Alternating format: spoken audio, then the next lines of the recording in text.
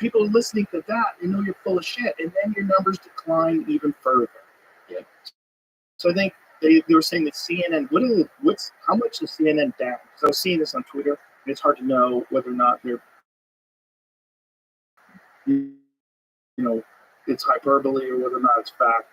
But they were saying NBC is some other preposterous number, and if they're put on the chopping block, CNN is talking about mass layoffs of talent because nobody believes them anymore. So it's counterproductive for you to use the same voices, which is why they got rid of Brian Stelter and then they brought him back, which was so odd. I'm looking forward to talent is missing. They don't have any talent. They're going to have to rebrand. They're going to have to get entire new management. Like, I'll never watch those programs ever again. Those networks, literally never. Like, they're dead to me now. It's propaganda. It's at least a percentage of it is propaganda. That's unacceptable. It's unacceptable if you're the voice of the news in the world. It's unacceptable for you to have a large percentage of what you're saying to be completely full of shit. It's funny, you can see the same pattern of attack that they throw at Trump being used against Tulsi Gabbard the last time around when she fucking nailed Kamala in the debate, and she was just like, you can stand here and say all cops are bad, but you got hundreds of thousands of people in jail and the prison. Leftist viewers deal NBC, CNN, Trump slump ratings crash. Here's why. So what's the numbers? What was it said? Did it say? The Rachel Maddow Show, for example, easily MSNBC's top-rated program, though it only airs once a week, drew just 1.3 million viewers on November 10th. 5 days after the election, a drop of 1 million viewers from the month before. In the key 25 to 54 demographic, the advertisers most covet, Maddow's numbers mark the smallest audiences her show has seen since April of 2022. And she's the number one show, which is like, if I had like 1 million people watch her show, I'd be so close.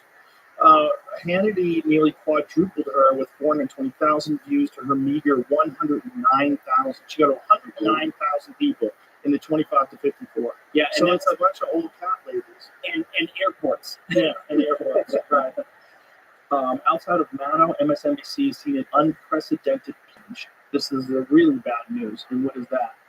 For example, on Tuesday, November 11th, a week after the elections, MSNBC attracted its lowest 25 to 54 demo ratings in 23 years. Over on CNN, the demo number was the lowest it has been since June 27th, 2000, when Bill Clinton was president. For the overall week of November 6th through 13th, Fox News averaged 2.23 million views, while MSNBC attracted a paltry 550,000.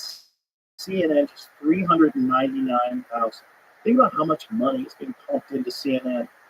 So go scroll back up a little bit. In fact, Fox News saw its viewership jump by 38% overall since November 5th, after dominating election night by topping all networks, drawing more than 10 million viewers. It's so bad that MSNBC's Joe Scarborough and Mika crawled to Mar-a-Lago on Friday to kiss Trump's ring, drawing scorn for their utter shamelessness after years of on-air attacks.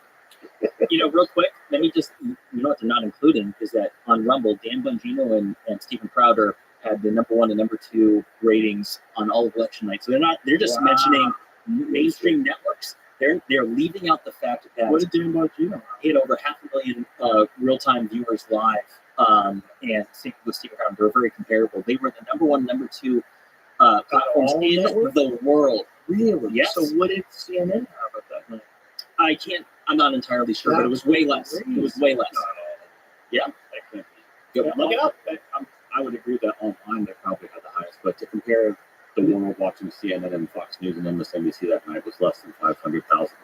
Maybe it's online streaming I'm referring to. It must be, because didn't it just say Fox News had the highest ratings? They're at 5.5 This doesn't million. have anything to do with online. That's even saying that the 54-year-olds want to see people. They're like, okay, I turn on TV, I'll watch them. So they dominated it online. Okay. So this is what happened after 2016 as well. Like when or after 2020, right? Once he's out of office, you can't complain about Trump anymore. Your ratings crash. Like your entire business is operated on fear. So, yeah. And hatred. I mean, let's be real. There's a lot of people just tune in just to get angry. Oh, I hate him. I tune in to read just to laugh. I was get blazed and watch that lady. Like, what the fuck are you saying? Like, she's talking about, like, she spent an entire part of her program comparing Trump to Stalin, Hitler, and Mussolini. And MSNBC compared the rally in Madison Square Garden to the Nazi rally from the 1930s. Oh, my Lord. Well, they're wrong. I performed in Madison Square Garden, so that must make me a Nazi as well. Yep. Obviously, Yep. I have Here we show. are. Yeah, I'm telling jokes. And you just had a guy on your show talking about the swastika on 5 continents around the world 10,000 years ago. Nazi stuff. I know Green Hand defended the Martyr Maid guy. And let me just say this. That's all Nazi. I encourage everyone to go watch. Everyone go watch Ancient Apocalypse. Rayman comes on Netflix. Think for yourself. But one last thing to mention about that is that even John Hoops had compared Ancient Apocalypse. He associated it with Sandy Hook. Yeah. I am not kidding. This was a week ago, 2 weeks ago. Yeah. Disgusting. He's talking about the archaeology is the canary in the coal mine, and you can tell that because you see this horrible thing happened before 9/11, and therefore they're connected. And Sandy Hook happened right around the same time as the 2012 thing. So it's just like, dude, Alex Jones could give you some advice here, buddy. You're gonna get fucking sued. Shut your mouth about Sandy Hook, man. Come on, It's not the same thing they do. Let's say same thing Flint Dibble did. Connecting it to white supremacy, Atlantis. To white. Relax. It's Oh, really yeah. a funny. So we're up 3 hours plus in, but Okay. I would feel like we cheated the world if we All didn't right. talk about the Rothschild structure. Let's do it. I love your video, and I saw. I don't understand Randall's reluctance to accept this as a possibility.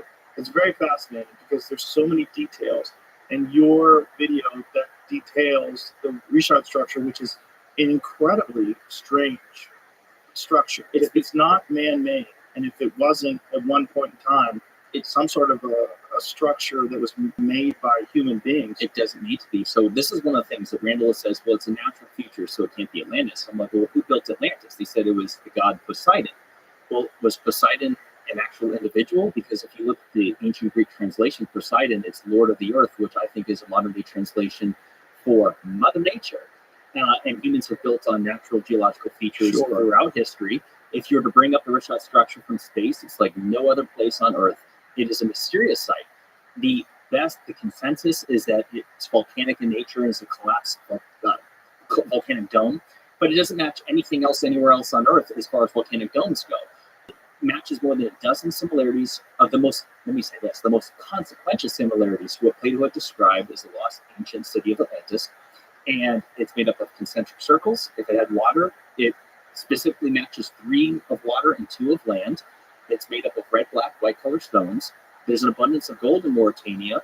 Elephants, which were described as being on Atlantis. You won't find gold or elephants in the Azores like Randall promotes. It also has an opening at the south, which matches the description of Atlantis. There's mountains to the north, which just so happen to be called the Atlas Mountains, which are in modern-day Morocco.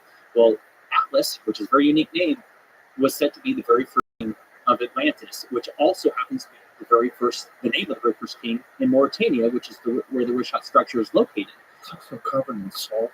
Yes, the water was there. Yeah. And there's another similarity is that Atlantis was said on those mountains that were said to be to the north, which are, again, happen to be named the Atlas Mountains.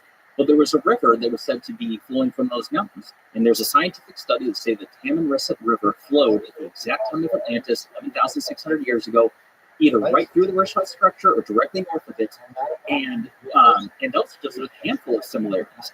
It is by far the most likely location of lost ancient city of Atlantis. Nothing can be concluded either way, but it is something that should not be ignored. It's certainly really fascinating. It is and just the fact that there's these concentric rings that match the description of Atlantis, and it's in the same spot, and the mountains are in the same spot. The opening is in the same spot. I mean, look at that. Whatever that is really weird. And if you imagine a city like Atlantis and the way it was described, that seems a very likely spot for it. And let me tell you something else. A lot of people say, well, it's not an island, so it couldn't possibly be Atlantis. But what they leave out is the fact that the ancient Greek word for island was Nessos and Nesson, which had 5 meanings, one of which was island, the other was promontory, peninsula, as well as land within a continent surrounded by lakes, rivers, or springs, which matched the Rothschild structure. So it's like, a lot of people, and they used to say this, because a lot of people, and I think all areas should be studied, I'm not debunking the Azores.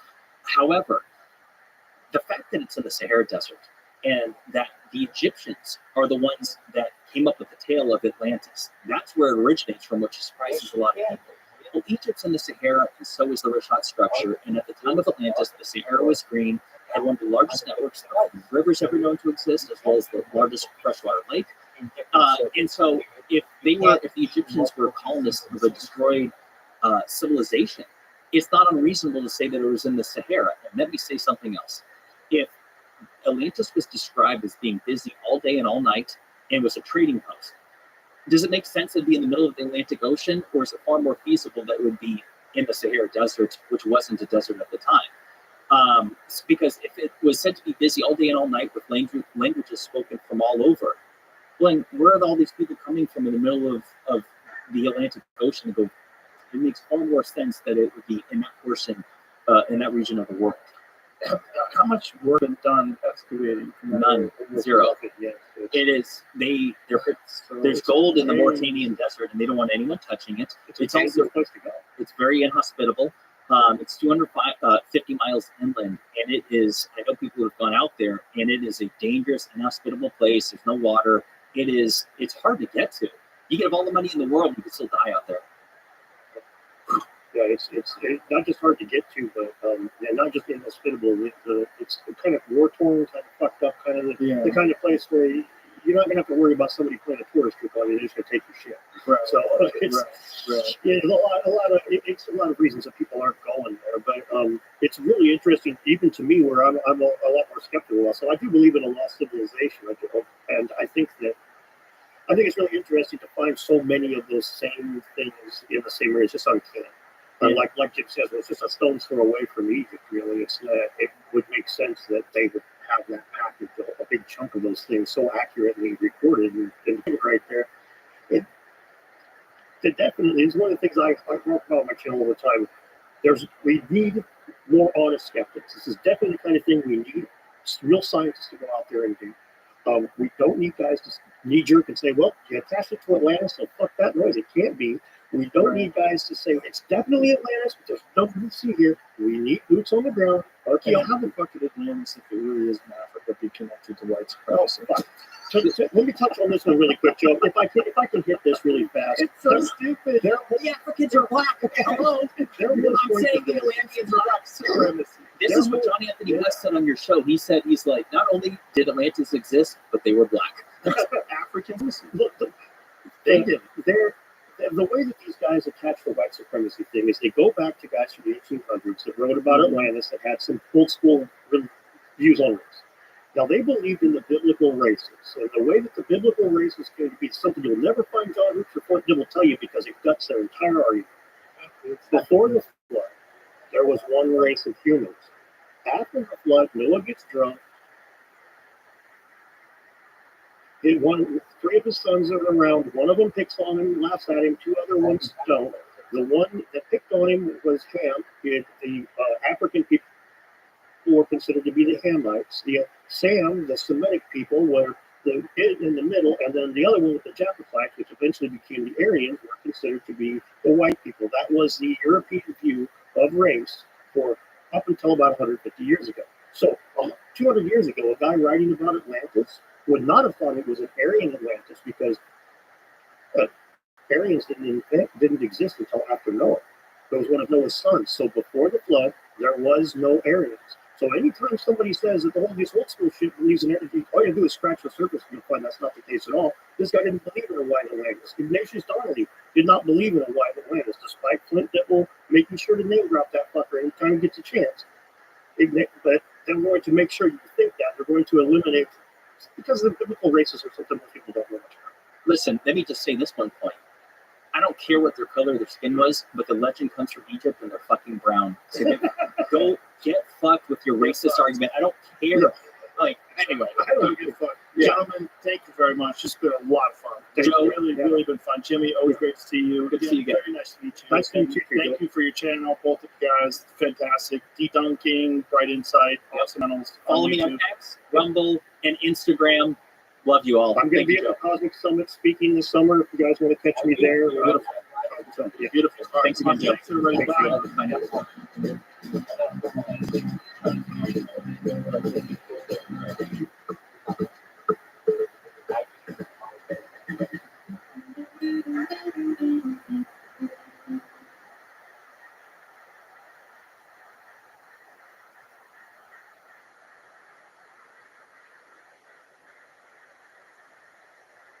We have some upcoming tour dates there in Colorado Springs in Colorado, Casper, Wyoming, Billings, Montana, and Missoula, Montana, Bloomington, Indiana, Columbus, Ohio, Champaign, Illinois, over there, the Fighting Illini area, Grand Rapids, Michigan, Lafayette, Louisiana, and Beaumont, Texas.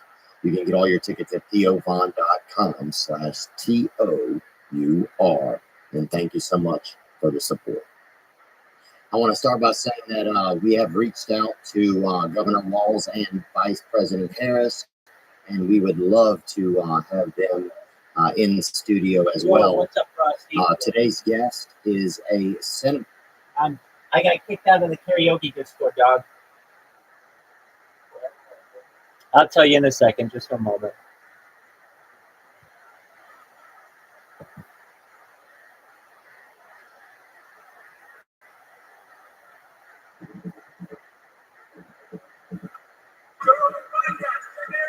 The Joe Rogan Experience. Train by day, Joe Rogan podcast by night, all day.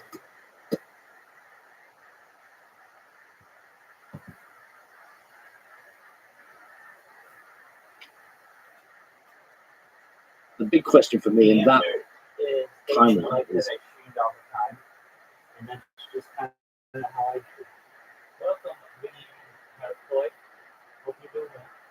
So yeah, I was in there for like 48 hours, and they started to complain. And even though I was following all the rules of the server and all the terms of service of Discord, there was a moderator who was like, "Yep, I'm like, so I'm not doing anything wrong in the server. I'm literally singing karaoke, which is what you're supposed to do." And he's just like, "Yeah, well, you're not going to stream it for all the time. I don't care what you get what."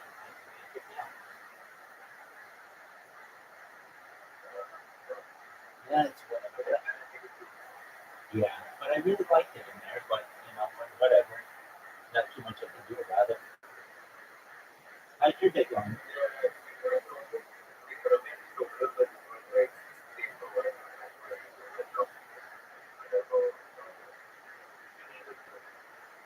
Yeah, well, they didn't like me, and that was very clear. They would put all kinds of rules on me that I had to follow that nobody else had to follow. And even though I did follow them, they just eventually were like, "Yeah, you're done." And it was like, "Okay, well, I could have done."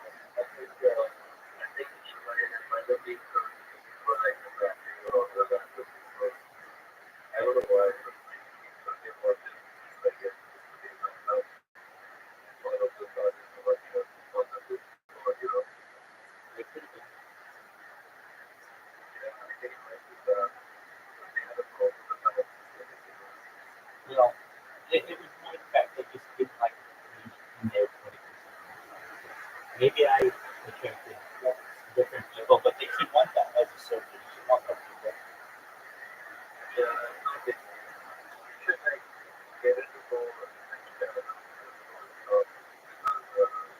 That's a good idea. I should try to find another karaoke singer.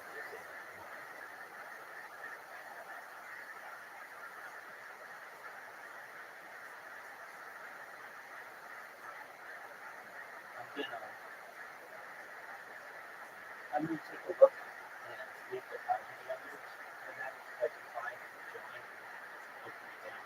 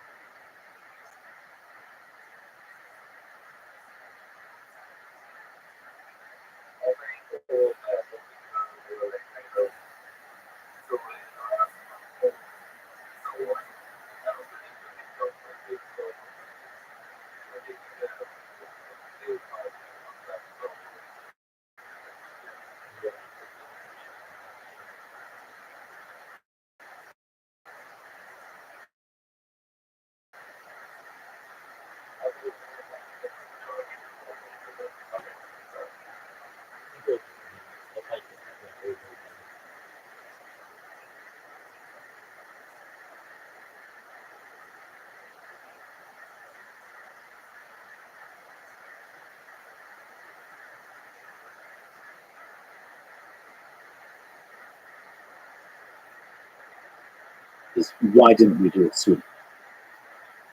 And why did it take so long? Why did we wait until after 12,000 years ago, really after 10,000 years ago, to start seeing the beginnings of civilization? The following is a conversation with Graham Hancock, a journalist, the author, who for over 30 years has explored the controversial possibility that there existed a lost civilization during the last ice age, and that it was destroyed in a global cataclysm some 12,000 years ago. He is the presenter of the Netflix documentary series Ancient Apocalypse, the second season of which has just been released, and it's focused on the distant past of the Americas, a topic I recently discussed with the archaeologist Ed Barhart. Let me say that Ed represents the kind of archaeologist, scholar I love talking to on the podcast. Extremely knowledgeable, humble, open-minded, and respectful in disagreement. I'll do many more podcasts on history, including ancient history. Our distant past is full of mysteries, and I find it truly exciting to explore those mysteries with people both on the inside and the outside of the mainstream in the various disciplines involved. This is a live streaming podcast. To support it, please check out our sponsors in the description. And now, dear friends, here's Graham Hancock.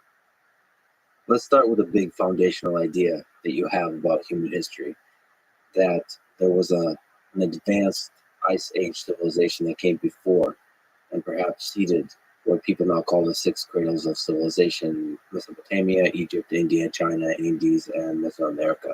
So let's talk about this idea that you have. When you're at the highest possible level, describe it.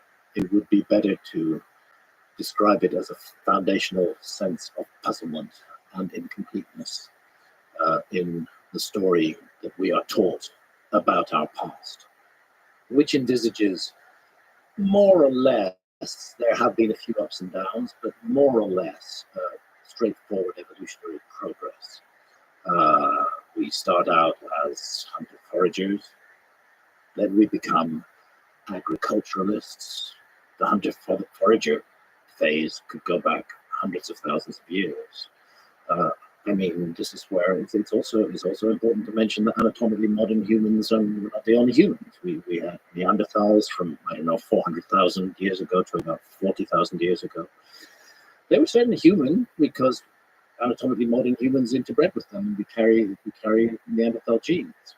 There were the Denisovans, maybe 300,000 to perhaps even as recently as 30,000 years ago. And again, interbreeding took place. They're obviously a human species. So, we've got this background of humans who didn't look quite like us. And then we have anatomically modern humans. And I think the earliest anatomically modern human skeletal remains are from Jebel Hood in Morocco and date to about 310,000 years ago.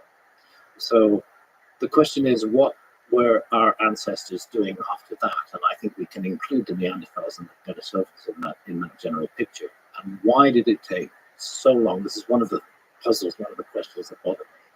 Why did it take so long when we have creatures who are physically identical to us? We cannot actually weigh and measure their brains, but from the work that's been done on the crania, it looks like they have the same brains that we do, with the same wiring. So if we've been around for 300,000 plus years at least, and if ultimately in our future was the process to create civilization or civilizations, why didn't it happen sooner?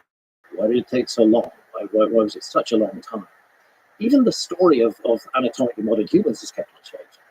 I remember a time when it was said that there hadn't been anatomically modern humans before 50,000 years ago. And then it became 196,000 years ago with the findings in Ethiopia, and then 310,000 years ago.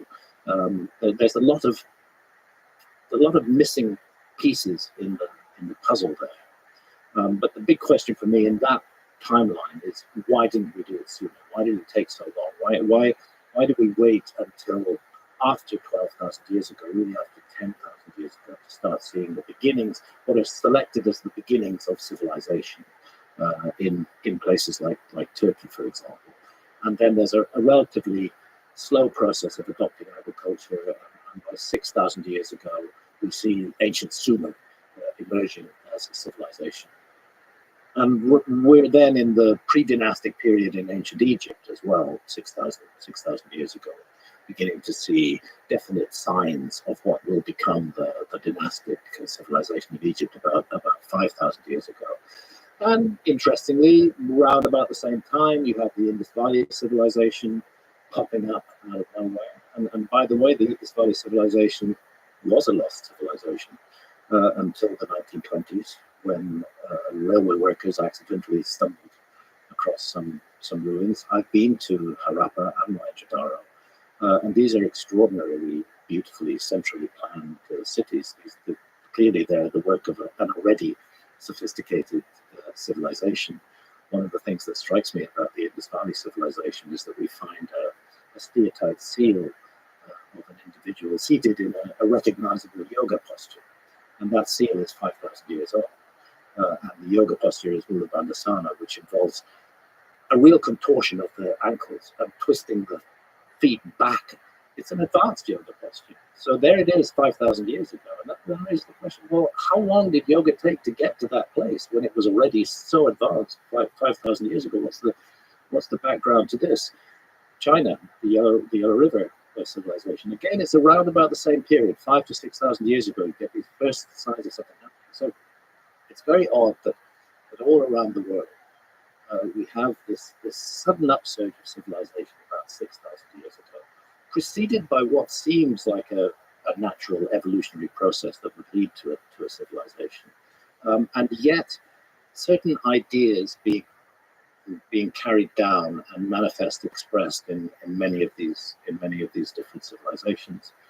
I just find that whole idea very puzzling and very disturbing, especially when I look at this radical break that takes place in not just the human story, but the story of all life on Earth, which was the last great cataclysm that the Earth went through, which was the Younger Dryas event. It was an extinction level event.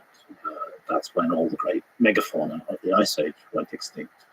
It's after that, it's after that event that we start seeing this, what are taken to be the beginnings of the first gradual steps towards civilization. We come out of the Upper Paleolithic as it's defined, the old end of the Old Stone Age, and into the Neolithic.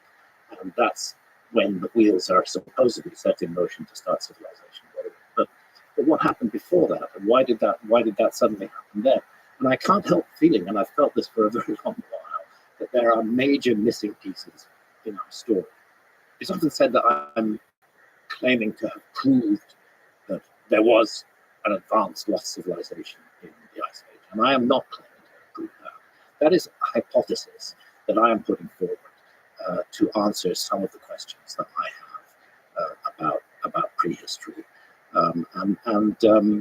I think it's worthwhile to inquire into those possibilities, because the Younger Dryas event was a massive global cataclysm, whatever caused it. It's strange that just after it, we start seeing these first signs.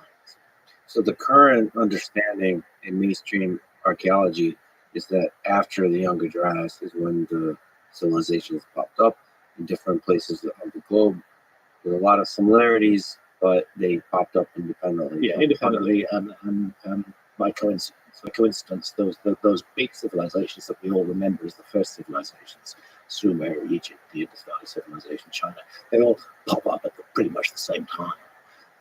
That is the mainstream view. And they don't just pop up; they kind of build up gradually. First, there's some settlements. Oh, definitely, yes. And then there's different dynamics of how they build up, and the role of agriculture in that is also not obvious, but it's just there's first a kind of settlement, a stabilization of where the people are living, and they start using agriculture, and then they start getting urban centers and that kind of stuff. It seems like an entirely reasonable argument. Everything about that makes sense. There is no doubt that you're seeing evolutionary progress, social evolution taking place in those thousands of years before Sumer emerges. But what's happening now, really, I spent much of the 90s and the late 1980s investigating this issue of the lost civilization. I wrote a series of books about But by 2002, when I published a book called Underworld, which was the most massive and most heavy book that I've ever written, because I was writing very difficultly at the time. By the time I finished that book, my wife Santa and I spent 7 years scuba diving all around the world, looking for structures underwater, often led by local fishermen or local divers to anomalies that they'd seen underwater. By the time that book was finished, I thought, actually, I've done this story. I've walked the walk. I really don't have much.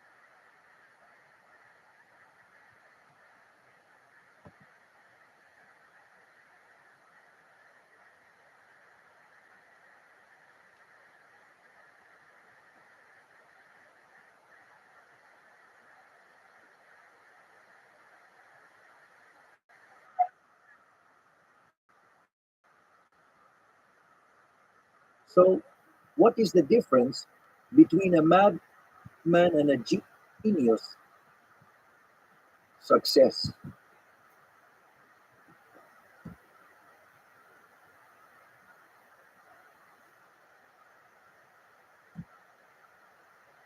The following is conversation with the founding members of the Cursor team: Michael Truel, Swali Asif, Arvid Lundmark, and Aman Zenger. Cursor is a code editor based on VS Code that adds a lot of powerful features for AI-assisted coding. It has captivated the attention and excitement of the programming and AI communities. So I thought this is an excellent opportunity to dive deep into the role of AI in programming. This is a super technical conversation that is bigger than just about one code editor. It's about the future of programming, and in general, the future of human AI collaboration in designing and engineering complicated and powerful systems. This is the Let's Freeman podcast. To support it, please check out our sponsors in the description. And now, dear friends, here's Michael, Swale, Arvid, and Aman. All right, this is awesome. We have Michael, Aman, Swale, Arvid here from the Cursor team. First up, big ridiculous question: what's the point of a code editor? So the code editor is largely the place where you build software. And today, or for a long time, that's meant the place where you text edit a formal programming language. And for people who aren't programmers, the way to think of a code editor is like a really souped up word processor for programmers. Where the reason it's souped up is code has a lot of structure. And so the quote unquote word processor, the code editor, can actually do a lot for you that word processors, sort of in the writing space haven't been able to do for people editing text there. And so, that's everything from giving you visual differentiation of like the actual tokens in the code so you can scan it quickly, to letting you navigate around the code base, sort of like you're navigating around the internet with like hyperlinks. You're going to sort of definitions of things you're using, to error checking, to catch rudimentary bugs. And so traditionally, that's what a code editor has meant. And I think that what a code editor is going to change a lot for the next 10 years. As what it means to build software maybe starts to look a bit different. I think also code editor should just be fun. Yes, that is very important. And it's actually sort of an underrated aspect of how we decide what to build. Like a lot of the things that we build, and then we try them out, we do an experiment, and then we actually throw them out because they're fun at work. And so a big part of being fun is being fast. All of the time. Fast is fun. Yeah, that's a good issue. like fundamentally, I think one of the things that draws a lot of people to building stuff on computers is this like insane iteration speed, where in other disciplines you might be sort of gatekept by resources or the ability to get a large group together. And coding is this like amazing thing where it's doing the computer, and that alone you can build really cool stuff really quickly. So for people who don't know, Cursor is this super cool new editor at the fork of VS Code. It would be interesting to get your kind of explanation of your own journey of editors. How did you? I think all of you were big fans of VS Code with Copilot. How did you arrive to VS Code, and how did that lead to your journey with Cursor? Yeah. So I think a lot of us, all of us, were users. Pure Vim, yeah. No NeoVim, just pure Vim in the terminal. And at least for myself, it was around the time that Copilot came out, so 2021, that I really wanted to try it. So I went into VS Code, the only platform, the only photo editor industry was available. And even though I really enjoyed using Vim, just the experience of Copilot with VS Code was more than good enough with the switch. And so that kind of was the default until we started working with Cursor. And maybe we should explain what Copilot does. It's like a really nice autocomplete. It suggests, as you start writing a thing, it suggests 1 or 2 or 3 lines how to complete the thing. And there's a fun experience in that, like when you have a close friendship and your friend completes your sentences. Like when it's done well, there's an intimate feeling. There's probably a better word than intimate, but there's a cool feeling of like, holy shit, it gets me. No, and then there's an unpleasant feeling when it doesn't get you. And so there's that kind of friction. But I would say for a lot of people, the feeling that it gets me overpowers that it doesn't. And I think actually one of the underrated aspects of GitHub Copilot is that even when it's wrong, it's like a little bit annoying, but it's not that bad because you just type another character and then maybe then it gets you, or you type another character and then it gets you. So even when it's wrong, it's not that bad. Yeah, you can sort of iterate and fix it. I mean, the other underrated part of the Copilot for me sort of was just the first real AI product. So the first language model consumer product. So Copilot was kind of like the first killer app for LLMs. Yeah, and like the beta was out in 2021. Right. Okay. So what's the words and story of Cursor? So around 2020, the scaling loss papers came out from OpenAI.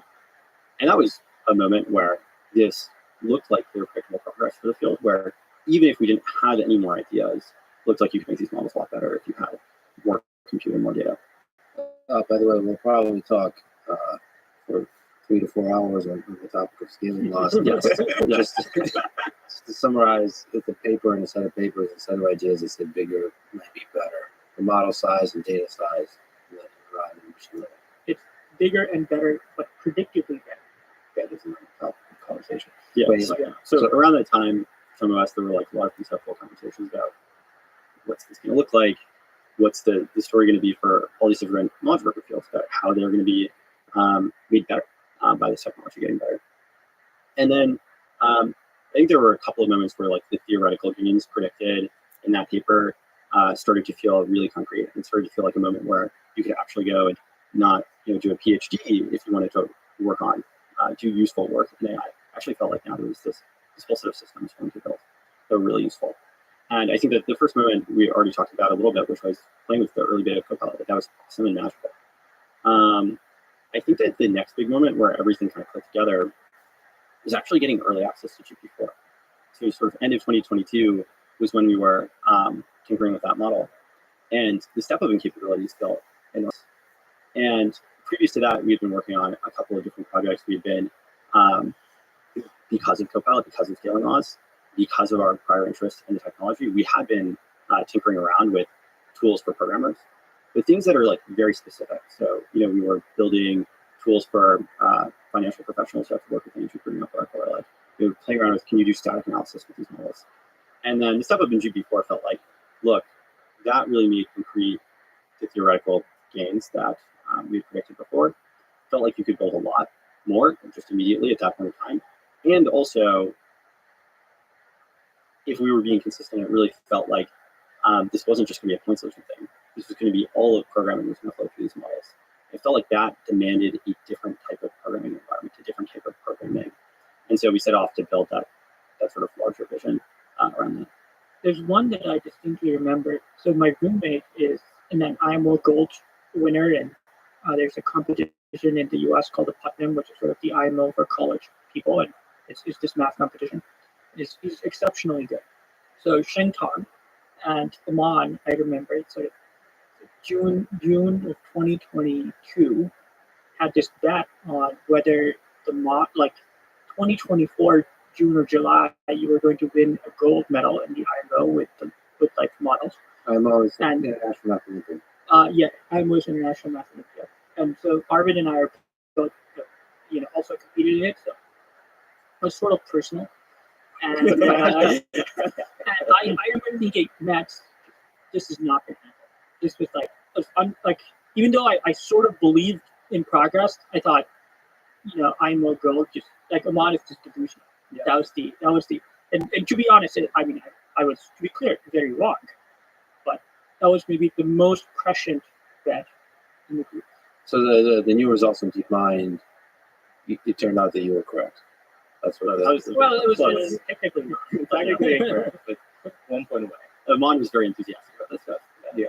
And before, Aman had this like scaling laws t-shirt that he would walk around with. Where it had the charts and the formulas on it. So you felt you felt the scaling. Yeah, I distinctly remember there was this one conversation I had with Michael where before I hadn't thought super deeply or critically about scaling laws. And he kind of posed the question, why isn't scaling all you need, or why isn't scaling going to result in massive gains in progress? And I think I went through the stages of grief. There was anger, denial, and then finally at the end, just thinking about it, acceptance. And I think I've been quite hopeful and optimistic about progress since. I think one thing I'll caveat is I think it also depends on which domain you see progress. Like math is a great domain because, especially formal theorem proving, because you get this fantastic signal of actually verifying the thing was correct. And so this means something like and I think you could have systems that are perhaps very, very superhuman with math and still not technically have AGI. Okay, so can we take it all the way to Cursor? Mm-hmm. And what is Cursor? It's a fork of VS Code, and VS Code is one of the most popular editors for a long time. Everybody fell in love with it. Everybody left Vim. I left Emacs for it. Sorry. So it unified in some fundamental way the developer community. And then you look at the space of things, you look at the scaling laws, AI is becoming amazing, and you decided, okay, it's not enough to just write an extension for your VS Code because there's a lot of limitations to that. We need, if AI is going to keep getting better, we need to really rethink how the AI is going to be part of the editing process. And so you decided to fork VS Code and start to build a lot of the amazing features we'll be able to talk about. But what was that decision like? Because there's a lot of extensions, including Copilot, of VS Code that are doing AI type stuff. What was the decision like to just fork VS Code? So the decision to do an editor seemed kind of self-evident to us for at least what we wanted to do and achieve. Because when we started working on the editor, the idea was these models are going to get much better, their capabilities are going to improve, and it's going to entirely change how you build software. Both in you will have big productivity gains, but also radical and the act of building software is going to change a lot. And so you're very limited in the control you have over a code editor if you're a plugin to the existing coding environment. And we didn't want to get locked in by those limitations. We wanted to be able to just build the most useful stuff. Okay, well then the natural question is, VS Code is kind of the Copilot a competitor. So how do you win? Is it basically just the speed and the quality of the features? Yeah, I think this is a space that is quite interesting, perhaps quite unique, where if you look at previous tech waves, maybe there's kind of one major thing that happened and unlocked a new wave of companies.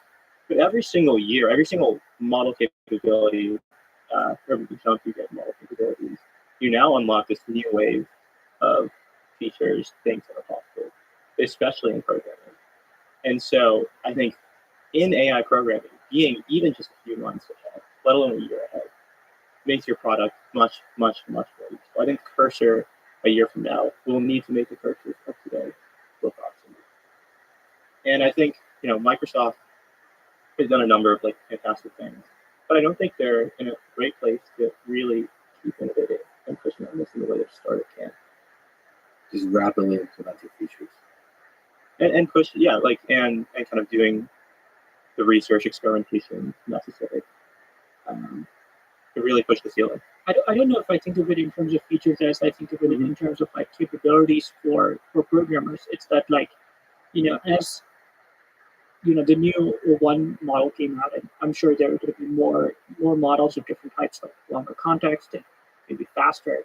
Like there's all these crazy ideas that you can try, and hopefully 10% of the crazy ideas will make it into something kind of cool and useful. And we want people to have that sooner. To rephrase, it's like an underrated fact is we're making it for ourselves. When we started Cursor, you really felt this frustration that models, you could see models getting better, but the COBOL experience had not changed. It was like, man, these guys, like the ceiling is getting higher. Like, why are they not making new things? Like they should be making new things. They should be like where's all the alpha features? There were no alpha features. It was like I'm sure it was selling well. Like I'm sure it was a great business, but it didn't feel.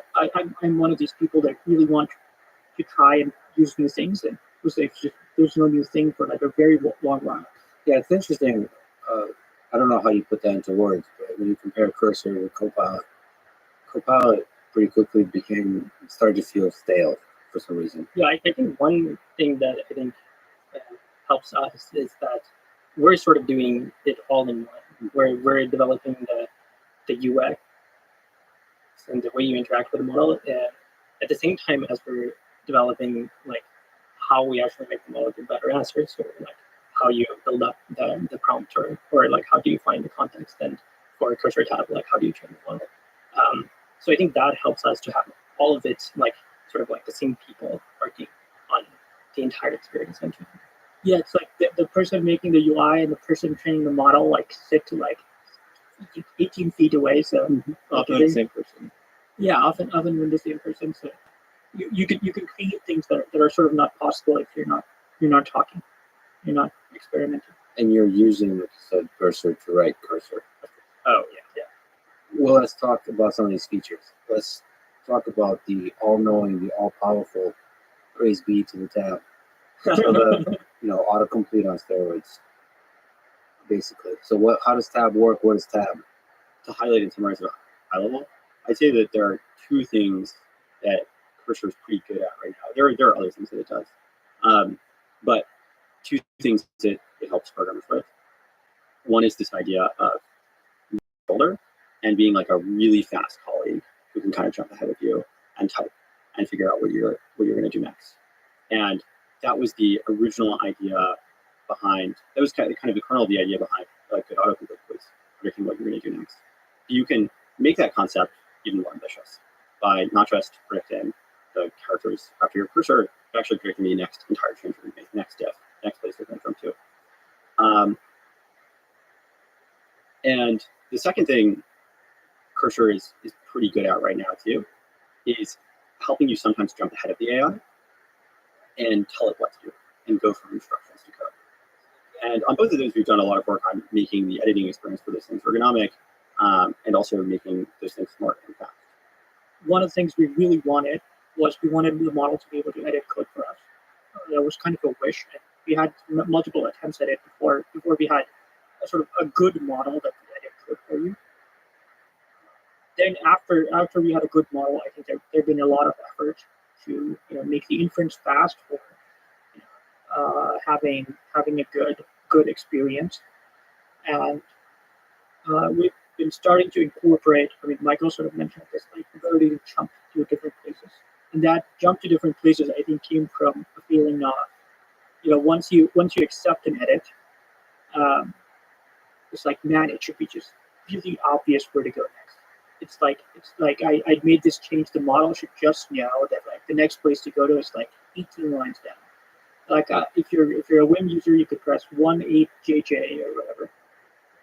But like why am I doing this? Like the model should just know. And then so the idea was, you just press tab, it would go 18 lines down, and then show you the next edit, and you would press tab. So it was just as long as you could keep pressing tab.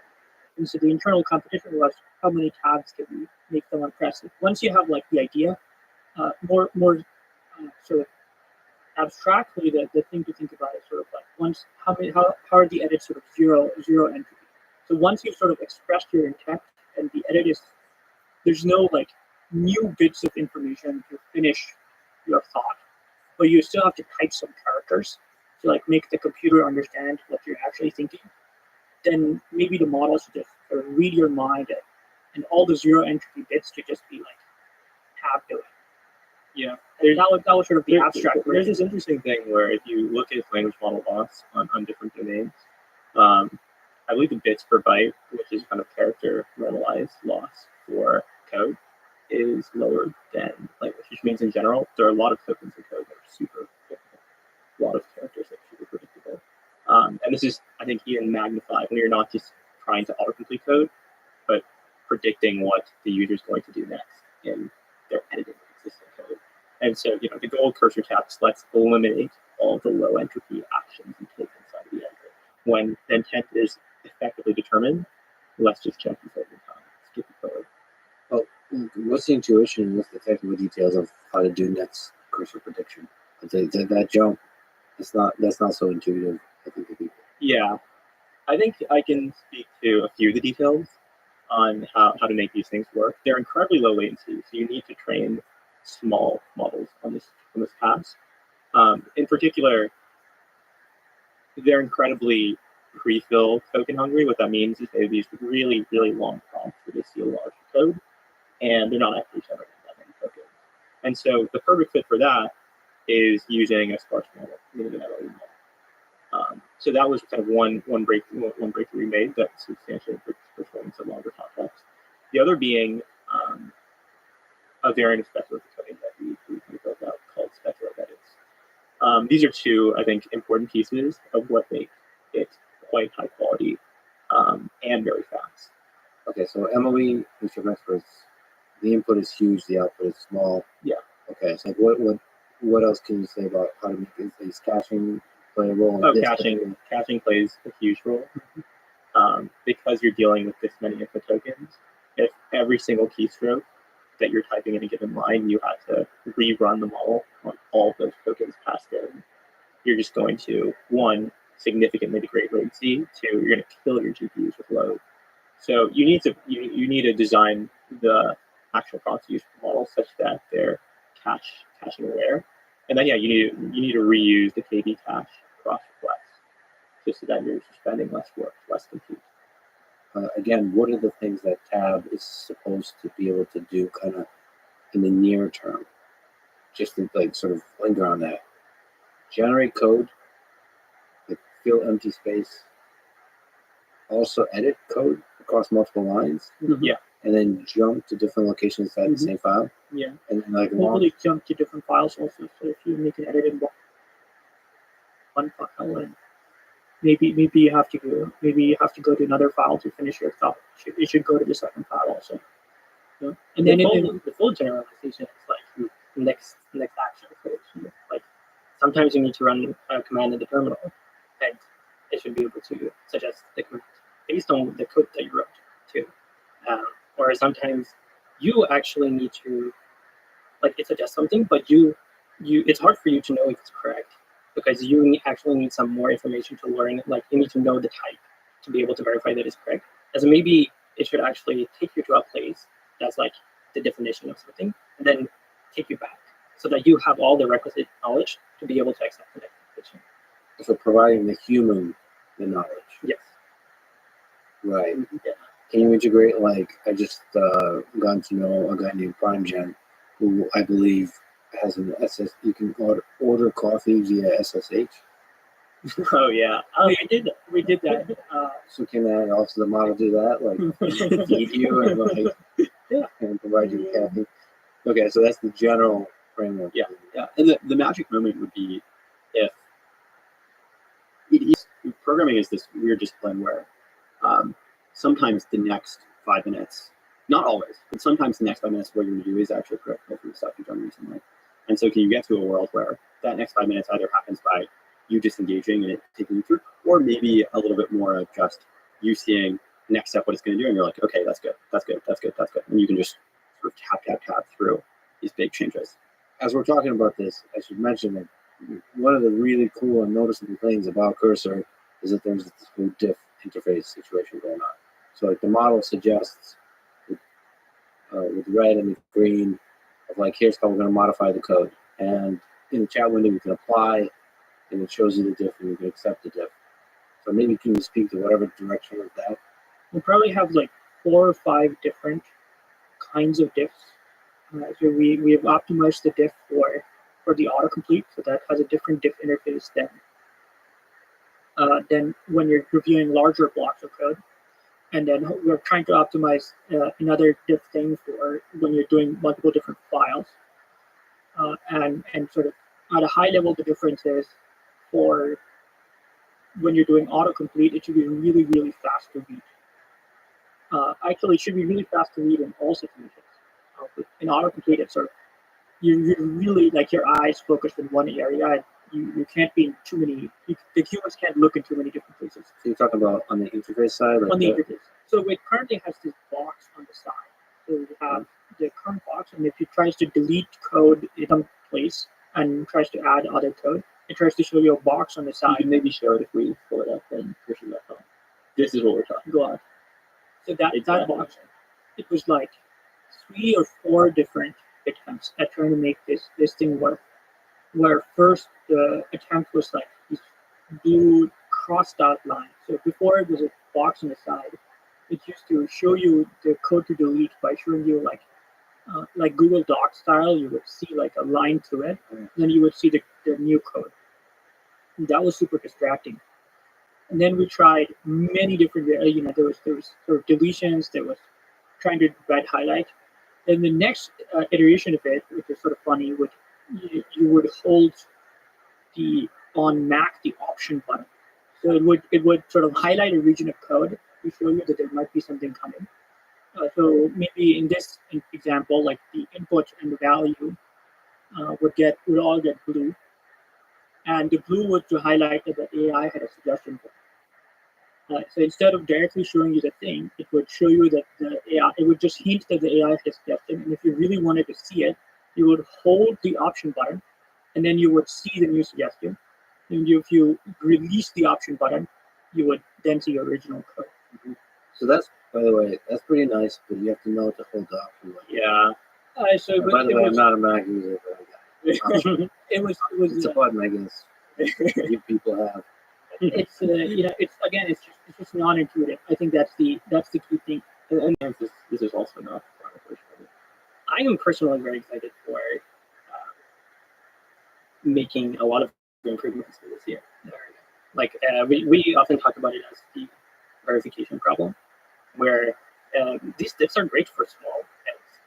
For large edits, or like when it's multiple files or something, it's actually a little bit critical to review these diffs.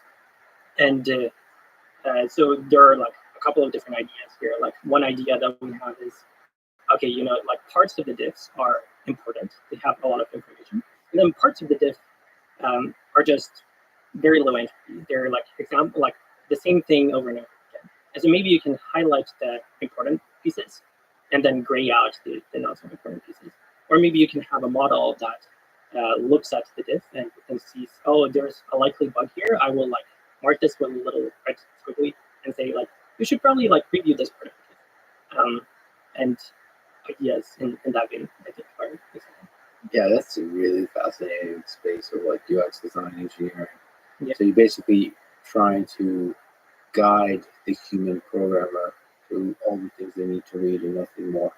Yeah. Like optimally. Yeah, and you want an intelligent model to do it. Like currently, diff algorithms they're just like normal algorithms. There's no intelligence. There's like intelligence that went into designing the algorithm, but then there's no like, you don't care if it's about this thing or this thing, as you want a model to do this. So I think the general question is like, that these models are going to get much smarter. As the models get much more, the changes they will be able to propose are much bigger. So as the changes get bigger and bigger and bigger, the humans have to do more and more and more verification work, it gets more and more hard. Like, it's just you need to help them out. It's sort of, I don't want to spend all my time with you. Can you say a little more across multiple files, Div? Yeah, I mean, so GitHub tries to solve it, right? With code review. When you're doing code review, you're reviewing multiple diffs across multiple files. But like Arvin said earlier, I think you can do much better than code review. You know, code review kind of sucks. Like, you spend a lot of time trying to grok this code that's often quite unfamiliar to you, and it often like doesn't even actually catch that many bugs. I think you can significantly improve the review experience using language models. For example, using the kinds of tricks that Arvin described, and maybe pointing you towards the regions that actually matter. I think also if the code is produced by these language models and it's not produced by someone else, like, the code review experience is designed for both the reviewer and the person that produced the code. In the case where the person that produced the code is a language model, you don't have to care that much about their experience. You can design the entire thing around the reviewer so that the reviewer's job is as fun, as easy, as productive as possible. I think that feels like the issue with just kind of naively trying to make these things look like code review. I think you can be a lot more creative and push the boundary of what's possible. And just one idea there is, I think, ordering them. Generally, when you review a PR, you have this list of files and you're reviewing them from top to bottom. But actually, like, understand this part first because that came like logically first, and then you want to understand the next part. And you don't want to have to figure out that yourself. You want a model to guide you through the thing. And is the step of creation going to be more and more natural language? Is the goal versus with actual? I think sometimes. I don't think it's going to be the case that all of curriculum will be natural language. And the reason for that is, if I'm pair programming with Swala as well as I'm configuring the keyboard, and sometimes if I'm like driving, I want to say to Swala, hey, like, implement this function, and that works. And then sometimes it's just so annoying to explain to Swala what I want him to do, and so I actually take over the keyboard and I show him. I write like part of the example, and then it makes sense. And that's the easiest way to communicate. And so I think that's also the case for AI. Like, sometimes the easiest way to communicate with AI will be to show an example, and then it goes and does the thing everywhere else. Or sometimes if you're making a website, for example, the easiest way to show to the AI what you want is not to tell it what to do, but drag things around or draw things. And like maybe eventually you will get to like brain machine interfaces or whatever, and like understand what you're thinking. And so I think natural language will have a place. I think it will definitely not be the way most people program most of the time. I'm really feeling the AGI with this ending. It feels like there's a lot of machine learning going on underneath. Tell me about some of the ML stuff that makes it all work. Precursor really works via this ensemble of custom models that we train alongside the frontier models that are fantastic at reasoning intense things. And so Cursor Tag, for example, is a great example of where you can specialize models to be even better than even frontier models if you look at evals on the task we set it at. The other domain, which it's kind of surprising that it requires custom models, but it's kind of necessary and works quite well, is in apply. So I think these models are, like the frontier models, are quite good at sketching out plans for code and generating like rough sketches of like the change, but actually creating diffs is quite hard. For frontier models, for your training models, like you try to do this with Sonnet, O1, any frontier model, and it really messes up stupid things like line numbers, especially in super large files. And so what we've done to alleviate this is we let the model kind of sketch out this rough code block that indicates what the change will be, and we try to then apply that change to the file. I was just saying that apply is the model looks at your code, it gives you a really damn good suggestion of what new things to do, and the seemingly for humans trivial step of combining the two you're saying is not so trivial. Contrary to popular perception, it is not a deterministic algorithm. Yeah, I think like you see shallow copies apply elsewhere, and it just breaks like most of the time because you think you can kind of try to do some deterministic matching, and then it fails, at least 40% of the time, and that just results in a terrible product experience. I think in general, this regime of you are going to get smarter and smarter models, and like so one other thing that Applied lets you do is it lets you use fewer tokens with the best model. This is both expensive in terms of latency for generating all these tokens and cost. So you can give this very, very rough sketch and then have your small models go and implement it because it's a much easier task than this very, very sketch-out code. I think that this regime will continue where you can use smarter and smarter models to do the planning, and then maybe the implementation details can be handled by the less intelligent ones. Perhaps you'll have, maybe O1, maybe it'll be even more capable models, given an even higher level plan that is kind of recursively applied by Sonnet and the model. Maybe we should talk about how to make it fast. Yeah. Yeah, fast is always an interesting aspect. Yeah. How do you make it fast? Yeah, so one big component of making it fast is speculative edits. So speculative edits are a variant of speculative decoding. And maybe it'd be helpful to briefly describe speculative decoding. With speculative decoding, what you do is you can kind of take advantage of the fact that most of the time, and I'll add the caveat that it would be when you're memory bound in language model generation. If you process multiple tokens at once, it is faster than generating one token at a time. So this is like the same reason why if you look at tokens per second, with prompt tokens versus generated tokens, it's much, much faster for prompt tokens.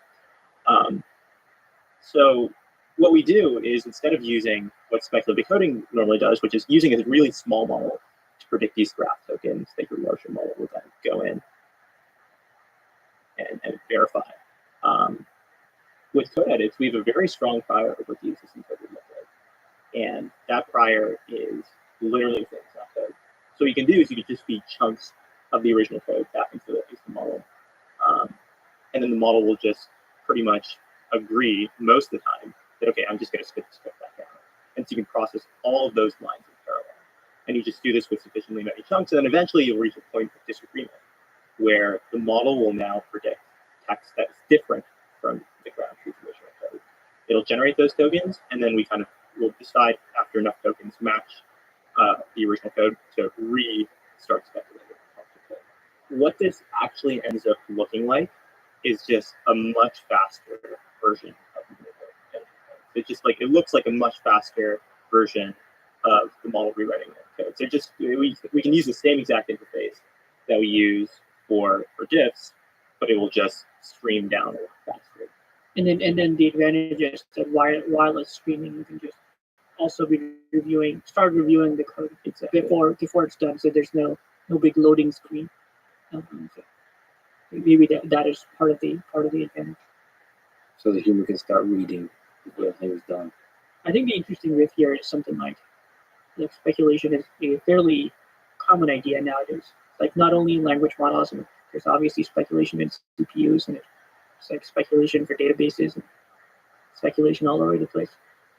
Let me ask the ridiculous question of which LLM is better at coding? GPT, Claude, who wins in the context of programming? And I'm sure the answer is much more nuanced because it sounds like every single part of this involves a different model. Yeah, I think there's no model that Pareto dominates others, meaning it is better in all categories that we think matter. Categories, speed, ability to edit code, ability to process lots of code, long context, a couple of other things, and kind of coding capabilities. The one that I'd say right now is just kind of net best is Sonnet. I think this is a consensus opinion. R1's really interesting, and it's really good at reasoning. So if you get really hard programming interview style problems, review code problems, you can do quite well on them. But it doesn't feel like it kind of understands your rough intent as well as Sonnet does. Like, if you look at a lot of the other frontier models, one qualm I have is it feels like they're not necessarily over. I'm not saying they train on benchmarks, but they perform really well in benchmarks relative to kind of everything that's kind of in the middle. So if you try it in all these benchmarks and things that are in the distribution of the benchmarks they're evaluated on, they'll do really well. But when you push them a little bit outside of that, Sonnet's, I think, the one that kind of does best at kind of maintaining that same capability. But you kind of have the same capability in the benchmark as when you try to instruct it to do anything with it. What, another ridiculous question, is the difference between the normal programming experience versus what benchmarks represent? Like, where do benchmarks fall short, do you think, when we're evaluating these models? By the way, that's like a really, really hard, it's like critically important detail, like how different like benchmarks are versus like real coding. For real coding, it's not interview style coding. You're doing these, humans are saying like half broken English sometimes, and sometimes you're saying like, oh, do what I did before. Sometimes you're saying, go add this thing and then do this other thing for me and then make this UI element, and then, it's just like a lot of things are sort of context dependent. You really want to like understand the human and do what the human wants, as opposed to sort of this. Maybe the way to put it is sort of abstractly is the interview problems are very well specified. They lean a lot on specification, while the human stuff is less specified. No, I think that this benchmark question is very complicated by what Swallow just mentioned, and then also to what Amon was getting into is that even if you there's this problem of like the skew between what can you actually model in a benchmark versus real programming, and that can be sometimes hard to encapsulate because it's like real programming is like very messy. Sometimes things aren't super well specified what's correct or what isn't. But then it's also doubly hard because of this public benchmark problem, and that's both because public benchmarks are sometimes kind of hill climbed on. Then it's like really, really hard to also get the data from the public benchmarks out of the models. And so, for instance, like one of the most popular like agent benchmarks, SweetBench, is really, really contaminated in the training data of these foundation models. And so if you ask these foundation models to do a SweetBench problem, you actually don't give them the context for a code base. They can like hallucinate the right file paths, they can hallucinate the right function names. And so it's also just the public aspect of these things is tricky. Yeah, like in that case, it could be trained on the literal issues with pull requests. And maybe the labs will start to do a better job.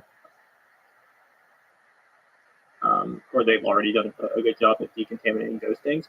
But they're not going to omit the actual training data of the repository itself. Like these are all like some of the most popular Python repositories, like SymPy is an example.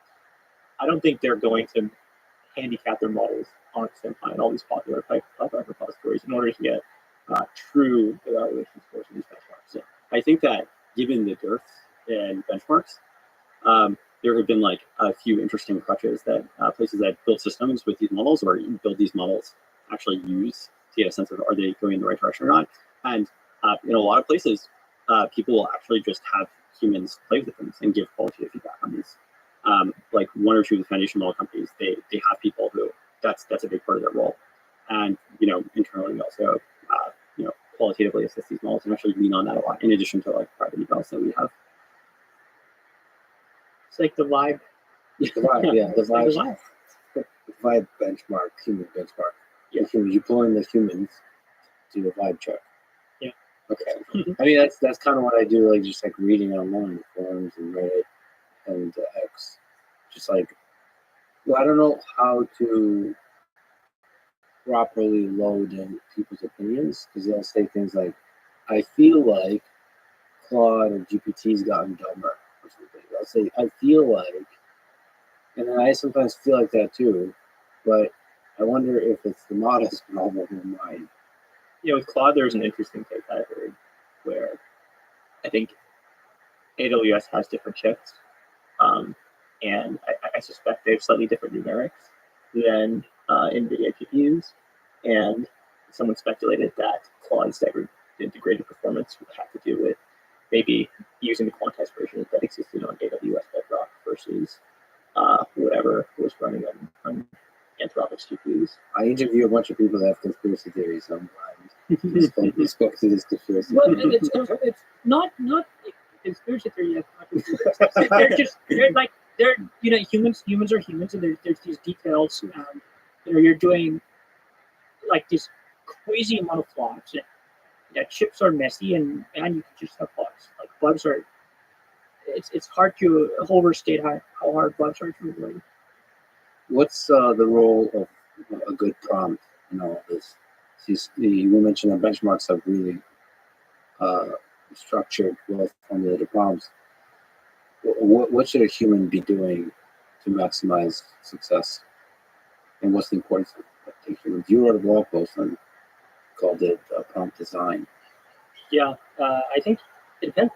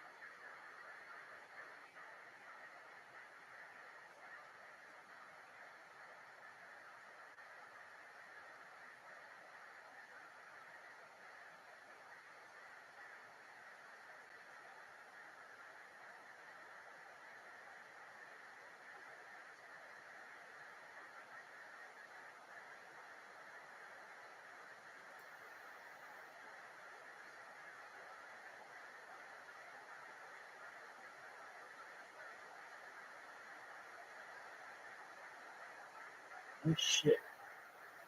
Whoa.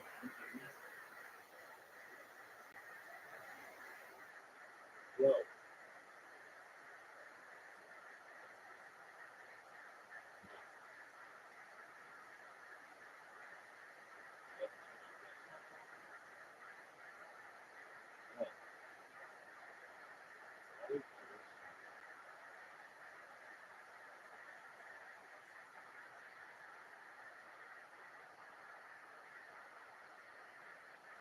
Yo.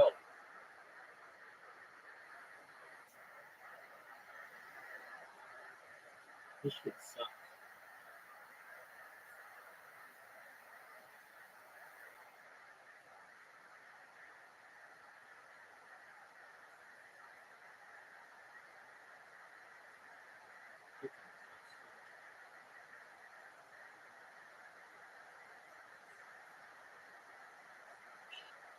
Hey, it worked.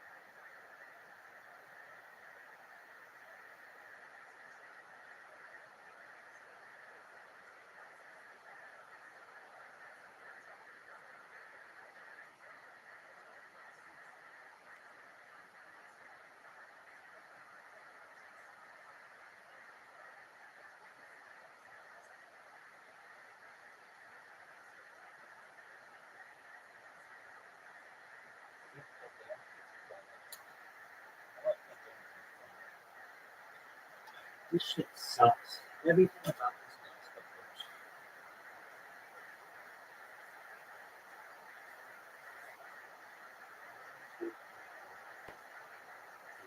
Eight fucking things. What is this garbage?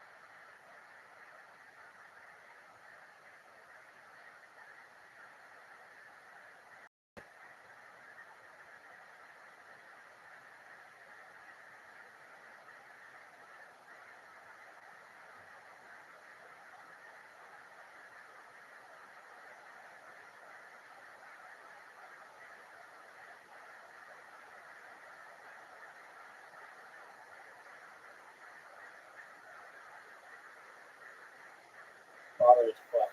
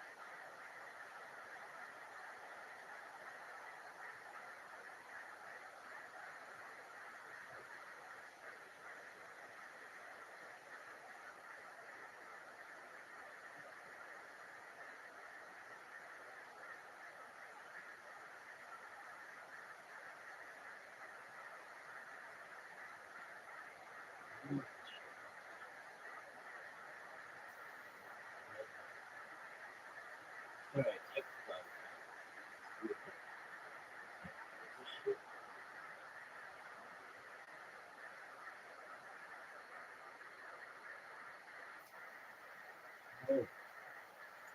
It depends on which model you're using, and all of them are slightly different, and they respond differently to different prompts. But I think the original GPT-4 and the original sort of previous models last year, they were quite sensitive to prompts.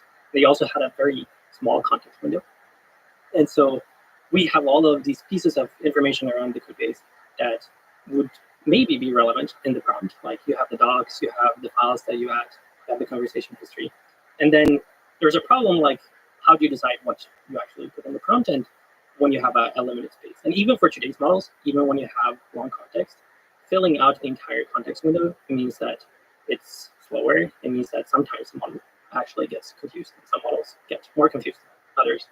And we have this one system internally that we call preamp, which helps us with that a little bit. And I think it was built for the era before where we had 8,000 token context windows. And it's a little bit similar to when you're making a website. You sort of, you want it to work on mobile, you want it to work on a desktop screen, and you have this dynamic information, which you don't have, for example, if you're making like designing a print magazine, you know exactly where to put stuff. But when you have a website or when you have a prompt, you have these inputs, and then you need to format them to always work. Even if the input is really big, then you might have to cut something down. And so the idea was, okay, like let's take some inspiration. What's the best way to design websites? Well, the thing that we really like is React and the declarative approach where you use JS in JavaScript, and then you declare it. This is what I want, and I think this has higher priority, or like this has higher Z index than something else. And then you have this rendering engine. In web design, it's like Chrome, and in our case, it's the preamp renderer, which then fits everything onto the page. And as you declaratively decide what you want, and then it figures out what you want.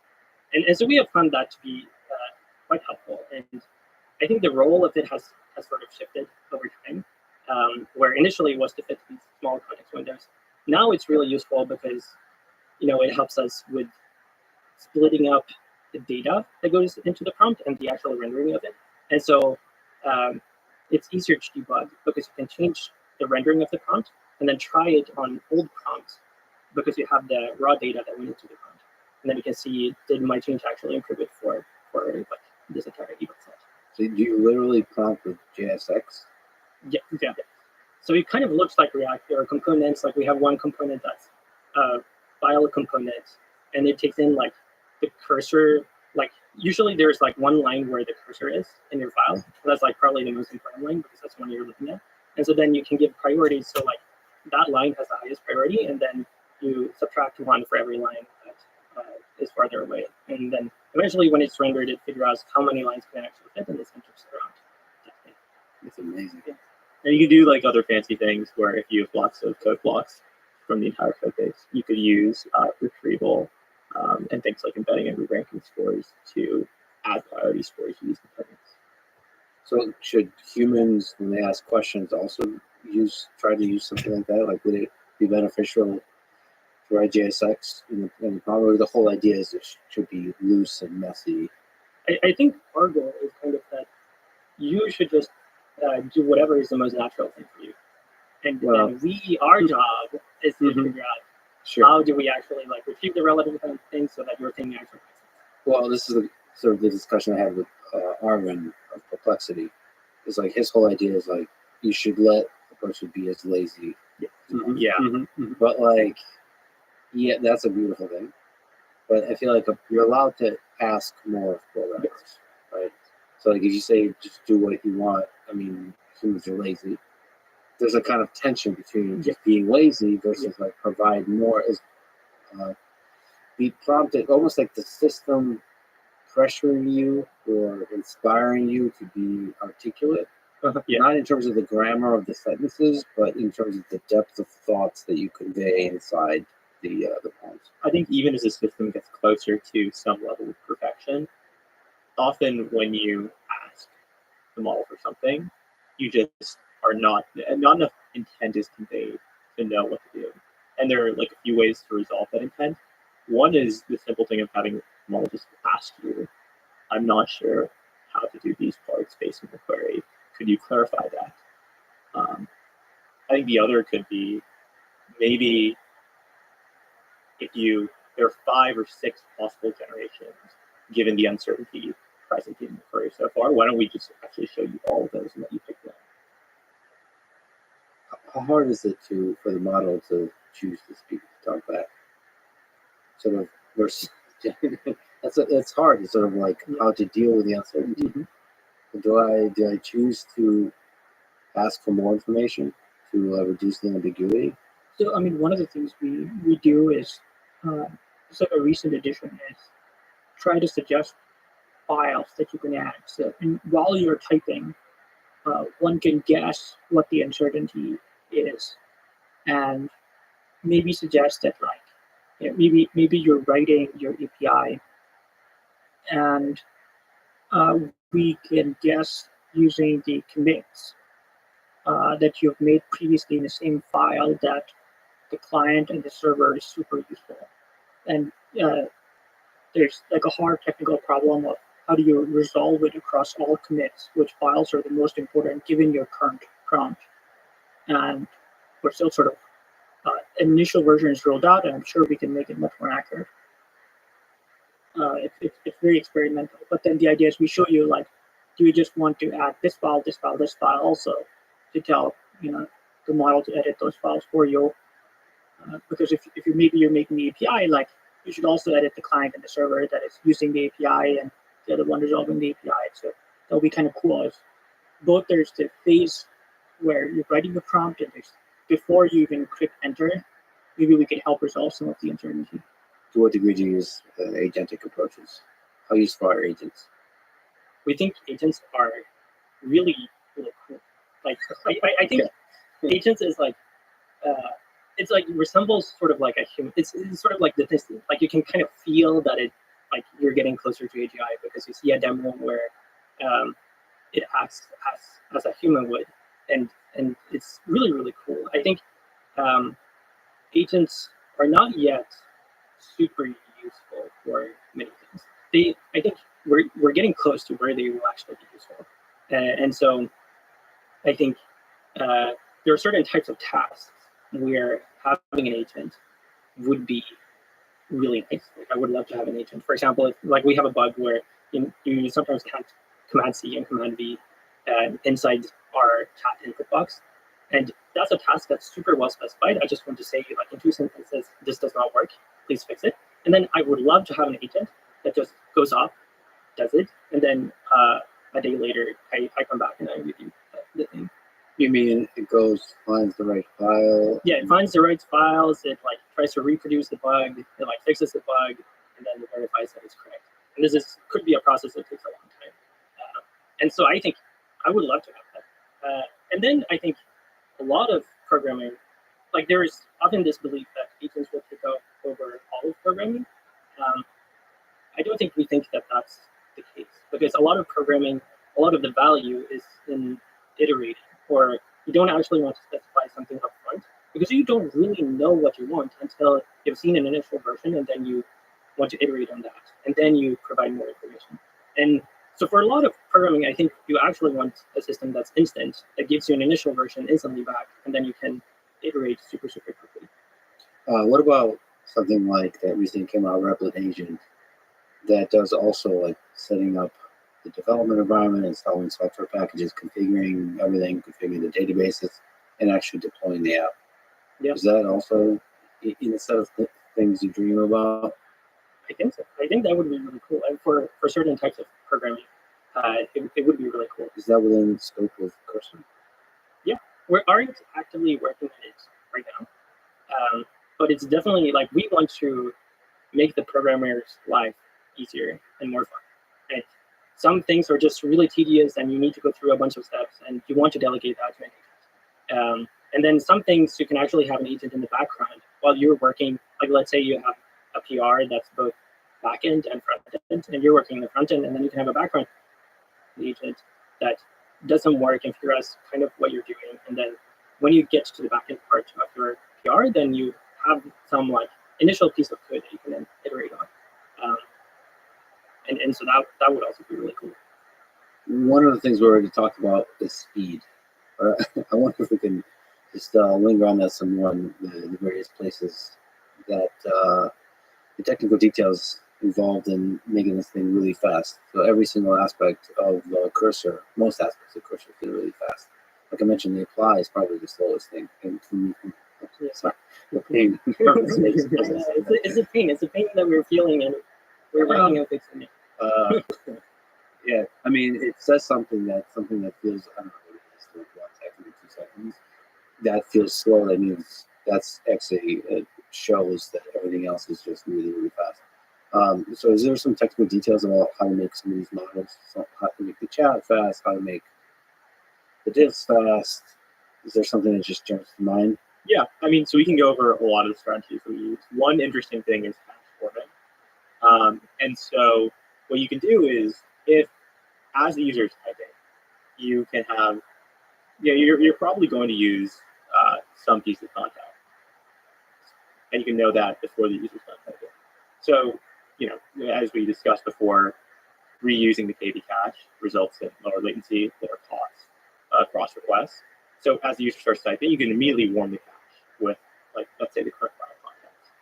And then when they press enter, there's very few tokens it actually has to pre-fill before starting the generation. This will significantly lower TCFD. Can you explain how KV cache works? Yeah.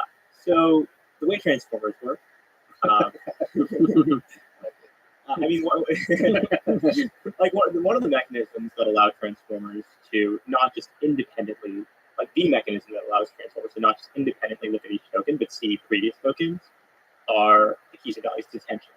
And generally the way attention works is you have at your current token some query, and then you have all the keys and values of all the previous tokens, which are some kind of representation that the model stores internally of all the previous tokens in the prompt. And like by default, when you're doing a chat, the model has to, every single token, do this forward pass through the entire model. That's a lot of matrix multiplies that happen, and that is really, really slow. Instead, if you have already done that and you stored the keys and values, and you keep that in the GPU, then when let's say I stored the last n token, if I now want to compute the output token for the n+1 token, I don't need to pass those first n tokens through the entire model because I already have all those keys and values. And so you just need to do the forward pass through that last token. And then when you're doing attention, you're reusing those keys values that have been computed, which is the only kind of sequential part, or sequentially dependent part of the transporter. Is there like higher level caching? Like cache. That kind of stuff? I see. Yeah, there's other types of caching you can kind of do. One interesting thing that you can do for first attack is you can basically predict ahead as if the user would have accepted the suggestion, and then trigger another request. And so then you cache. You go speculative. It's a mix of speculation and caching, right? Because you're speculating that what would happen if they accepted it, and then you have this value that is cached, this suggestion. And then when they press tab, the next one would be waiting for them immediately. It's kind of clever heuristic / trick that uses a higher level caching and can give it feels fast despite there not actually being any changes in the model. And if you can make the KV cache smaller, one of the advantages you get is like maybe you can speculate even more. And you can guess here's the 10 things that could be used by like you predict the next 10, and then like it's possible the user hits the one of the 10. It's like much higher chance than the user hits like the exact one that we showed them. Maybe they type in other character or sort of hits something else in the cache. Yeah. So there's all these tricks where the general phenomena here is I think it's also super useful for RL is maybe a single sample from the model isn't very good, but if you predict like 10 different things, it turns out that one of the 10 that's right is the probability is much higher. There's these passive K curves, and part of RL like what RL does is you can exploit this passive K phenomena to make many different predictions. And one way to think about this, the model sort of knows internally has some uncertainty over like which of the key things is correct, or like which of the key things just the human wants. When we RL our pressure tab model, one of the things we're doing is we're predicting which of the 100 different suggestions the model produces is more amenable for humans. Like which of them do humans more like than other things. Maybe like there's something where the model can predict very far ahead versus like a little bit, and maybe somewhere in the middle, and and then you can give a reward to the things that humans would like more, and sort of punish the things they would like, and sort of then train the model to output the suggestions that humans would like. You have these like RL loops that are very useful to exploit these passive key curves. Amon maybe can go into even more detail. Yeah, it is a little different than speed, but I mean, like technically you tie it back in because you can get away with the smaller model if you RL your smaller model, it gets the same performance as the bigger one. That's like, and Swallow was mentioning stuff about KV, about reducing the size of your KV cache. There are other techniques there as well that are really helpful for speed. So kind of back in the day, like all the way 2 years ago, people mainly use multi-attention. And I think there's been a migration towards more efficient attention schemes like group query or multi-query attention. And this is really helpful for then with larger batch sizes, being able to generate the tokens much faster. The interesting thing here is this now has no effect on that time to first token pre-fill speed. The thing this matters for is now generating tokens. And why is that? Because when you're generating tokens, instead of being bottlenecked by doing these super parallelizable make multiplies across all your tokens, you're bottlenecked by how quickly, it's for long context, with large batch sizes, by how quickly you can read those cache keys and values. And so then how that's memory bandwidth, and how can we make this faster? We can try to compress the size of these values. So multi-query attention is the most aggressive used, where normally with multi-head attention, you have some number of quote-unquote attention heads and some number of query heads. Multi-query just preserves the query heads, gets rid of all the key value heads. So there's only one kind of key value head, and there's all the remaining query heads. With group query, you instead preserve all the query heads, and then your keys and values are kind of there are fewer heads to keys and values, but you're not reducing it to just But anyways, like the whole point here is you're just reducing the size of your KV cache. And then there is MLA. Yeah, multi-latent. That's a little more complicated. And the way that this works is it kind of turns the entirety of your keys and values across all your heads into this kind of one latent vector that is then kind of expanded inference time. But MLA is from this company called DeepSeek.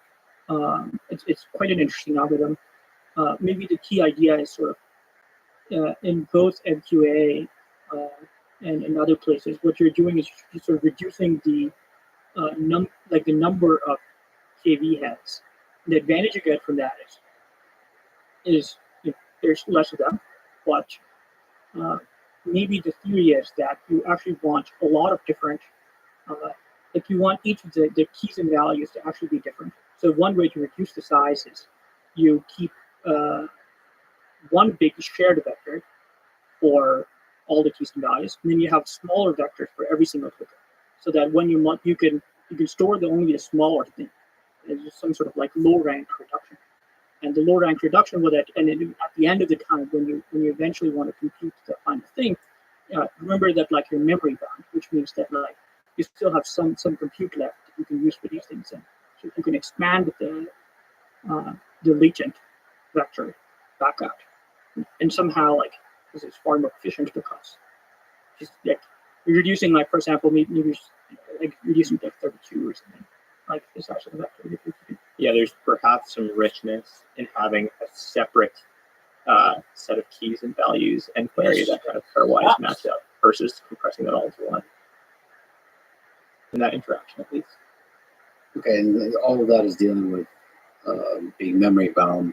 Yeah. And ultimately, how does that map to the user experience?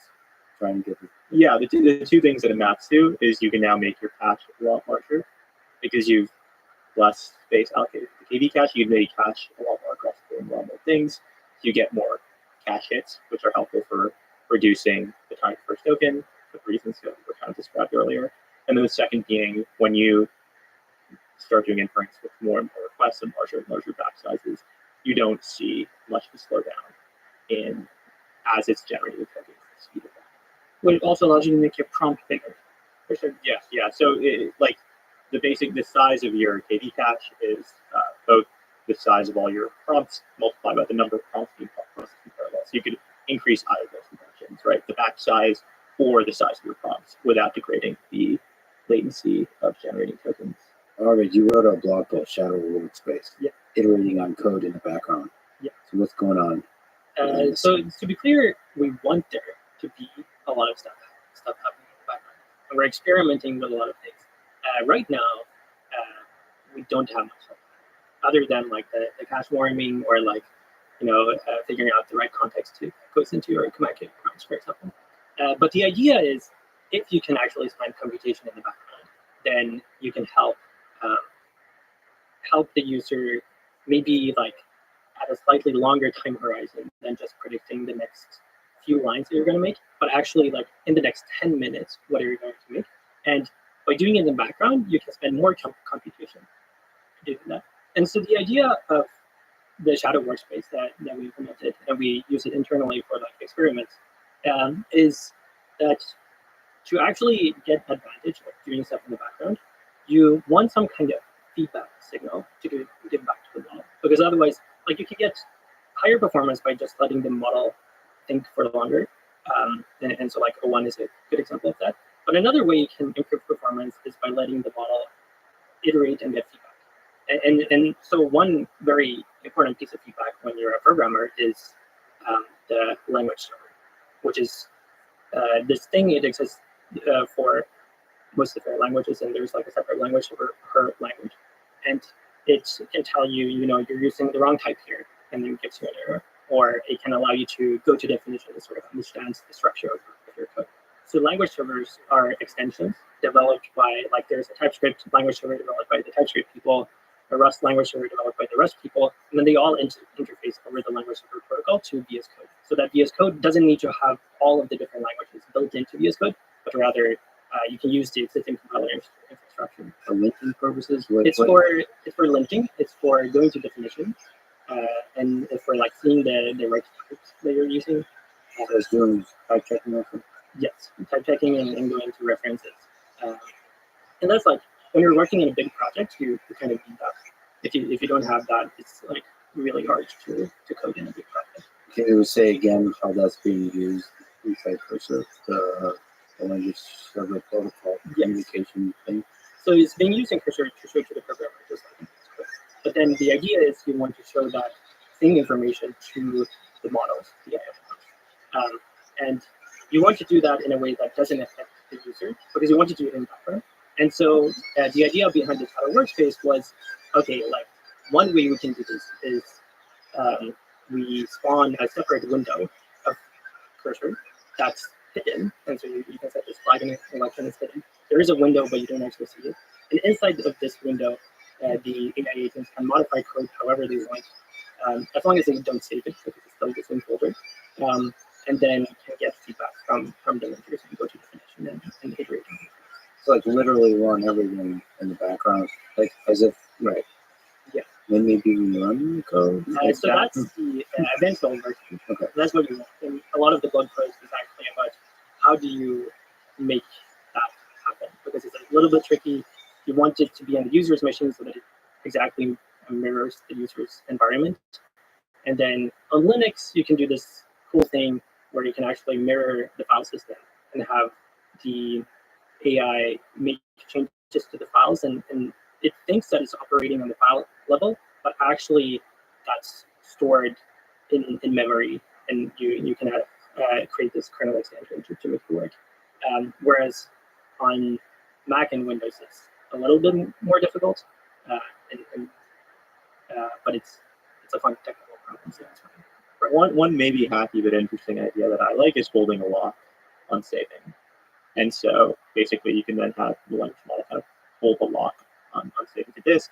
And then instead of you operating in the ground truth version of the files that are saved to disk, you actually are operating what was the Shadow workspace before, and these unsaved things that only exist in memory that you still get ledger errors for, and you can code it in. And then when you try to maybe run code, it's just like there's a small warning that there's a lock, and then you kind of will take that lock from the Linux server if you're trying to do things concurrently, or from the Shadow workspace if you're trying to do things concurrently.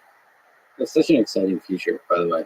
That's a bit of a tangent, but like to allow a model to change files.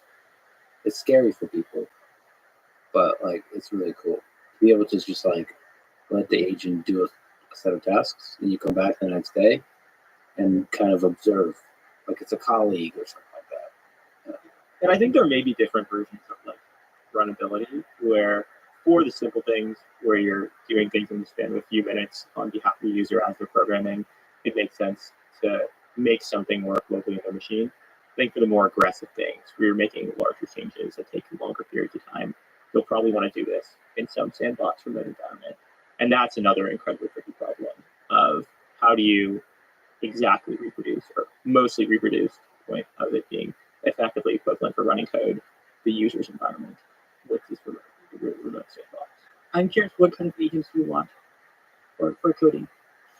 Did you want them to find bugs? Do you want them to like implement new features? Like, what agents do you want? So by the way, when I think about agents, I don't think just about coding. I think so for the practices to this particular podcast, there's video editing, and a lot of, if you look in Adobe, a lot of there's code behind. It's very clearly documented code, but you can interact with Premiere, for example, using code. And basically all the uploading, everything I do on YouTube, everything as you could probably imagine, I do all of that through code. And including translation, overdubbing, all this. So I envision all those kinds of tasks. So automating many of the tasks that don't have to do directly with the editing. So that, okay, that's what I was thinking about. But in terms of coding, I would be fundamentally thinking about bug finding. Like many levels of kind of bug finding, and also bug finding like logical bugs, not logical, like spiritual bugs. Ones like sort of big directions of implementation, that kind of stuff. Like you find in bug finder. Yeah, I mean, it's really interesting that these models are so bad at bug finding. When just naively prompted to find a bug, they're incredibly poorly calibrated. Even the smartest one, exactly. Even O. How do you explain that? Is there a good intuition? I think these models are really strong reflection of the pre-training distribution. And I do think they generalize as the loss gets lower and lower. But I don't think the loss in the scale is or the loss is low enough such that they're like really fully generalizing it. But like the things that we use these things for, the frontier models that they're quite good at are really code generation and question answering. And these things exist in massive quantities in pre-training with all of the code on GitHub on the scale of many, many trillions of tokens and questions and answers on things like Stack Overflow and GitHub issues. And so when you try to push into these things that really don't exist very much online, like, for example, the cursor tab objective of predicting the next edit, given the edits done so far, the brittleness kind of shows. And then bug detection is another great example, where there aren't really that many examples of like actually detected real bugs in the proposing places. And the models just kind of like really struggle. But I think it's a question of transfer. Like in the same way that you get this fantastic transfer from pre-trained models just on code in general to the cursor tab objective, you'll see a very, very similar thing with generalized models that are really good at code to bug detection. It just takes like a little bit of code nudging in that direction. Like, to be clear, I think they sort of understand code really well. Like, while they're being pre-trained, like the representation that's being built up, like almost certainly, like somewhere in the stream, there's the model knows maybe there's something sketchy going on, right? It has some sketchiness, but actually eliciting the sketchiness through, like actually, like part of it is that humans are really calibrated on which bugs are really important. It's not just it's not just actually saying like there's something sketchy. It's like is this sketchy trivial? Is this sketchy like you're gonna put the server down? It's like part of it is maybe the cultural knowledge of like why is the staff engineer? The staff engineer is good because they know that 3 years ago, like someone wrote a really sketchy piece of code that took the server down, as opposed to like maybe there's like you just this thing is like an experiment, so like a few bugs are fine, like you're just trying to experiment and to get the feel of the thing. And so if the model gets really annoying when you're writing an experiment, that's really bad. But if you're writing something for super production, you're like writing a database, right? You're writing code in Postgres or Linux or whatever, like your Linus torvalds, it's sort of unacceptable to have even in edge case. And just having the calibration of like how paranoid is the user, like, and even then, like if you're putting in a maximum paranoia, it still just like doesn't quite get it. Yeah. I mean, it is hard for humans too to understand which line of code is important and which is not. Like I think one of your principles on the website says if a code can do a lot of damage, one should add a comment that say this line of code is dangerous. And all caps. No, and you say like for every single line of code inside the function, you have to, and that's quite profound. That says something about human beings because the engineers move on. Even the same person might just forget how we can sink the Titanic a single function. Like you might not intuit that quite clearly by looking at the single piece of code. Yeah, and I think that one is also partially also for today's AI models, where if you actually write dangerous in every single line, like the models will pay more attention to that and will be more likely to find bugs in the future. That's actually just straight up a really good practice of labeling code of how much damage this can do. Yeah, I mean it's controversial. Like some people think it's ugly.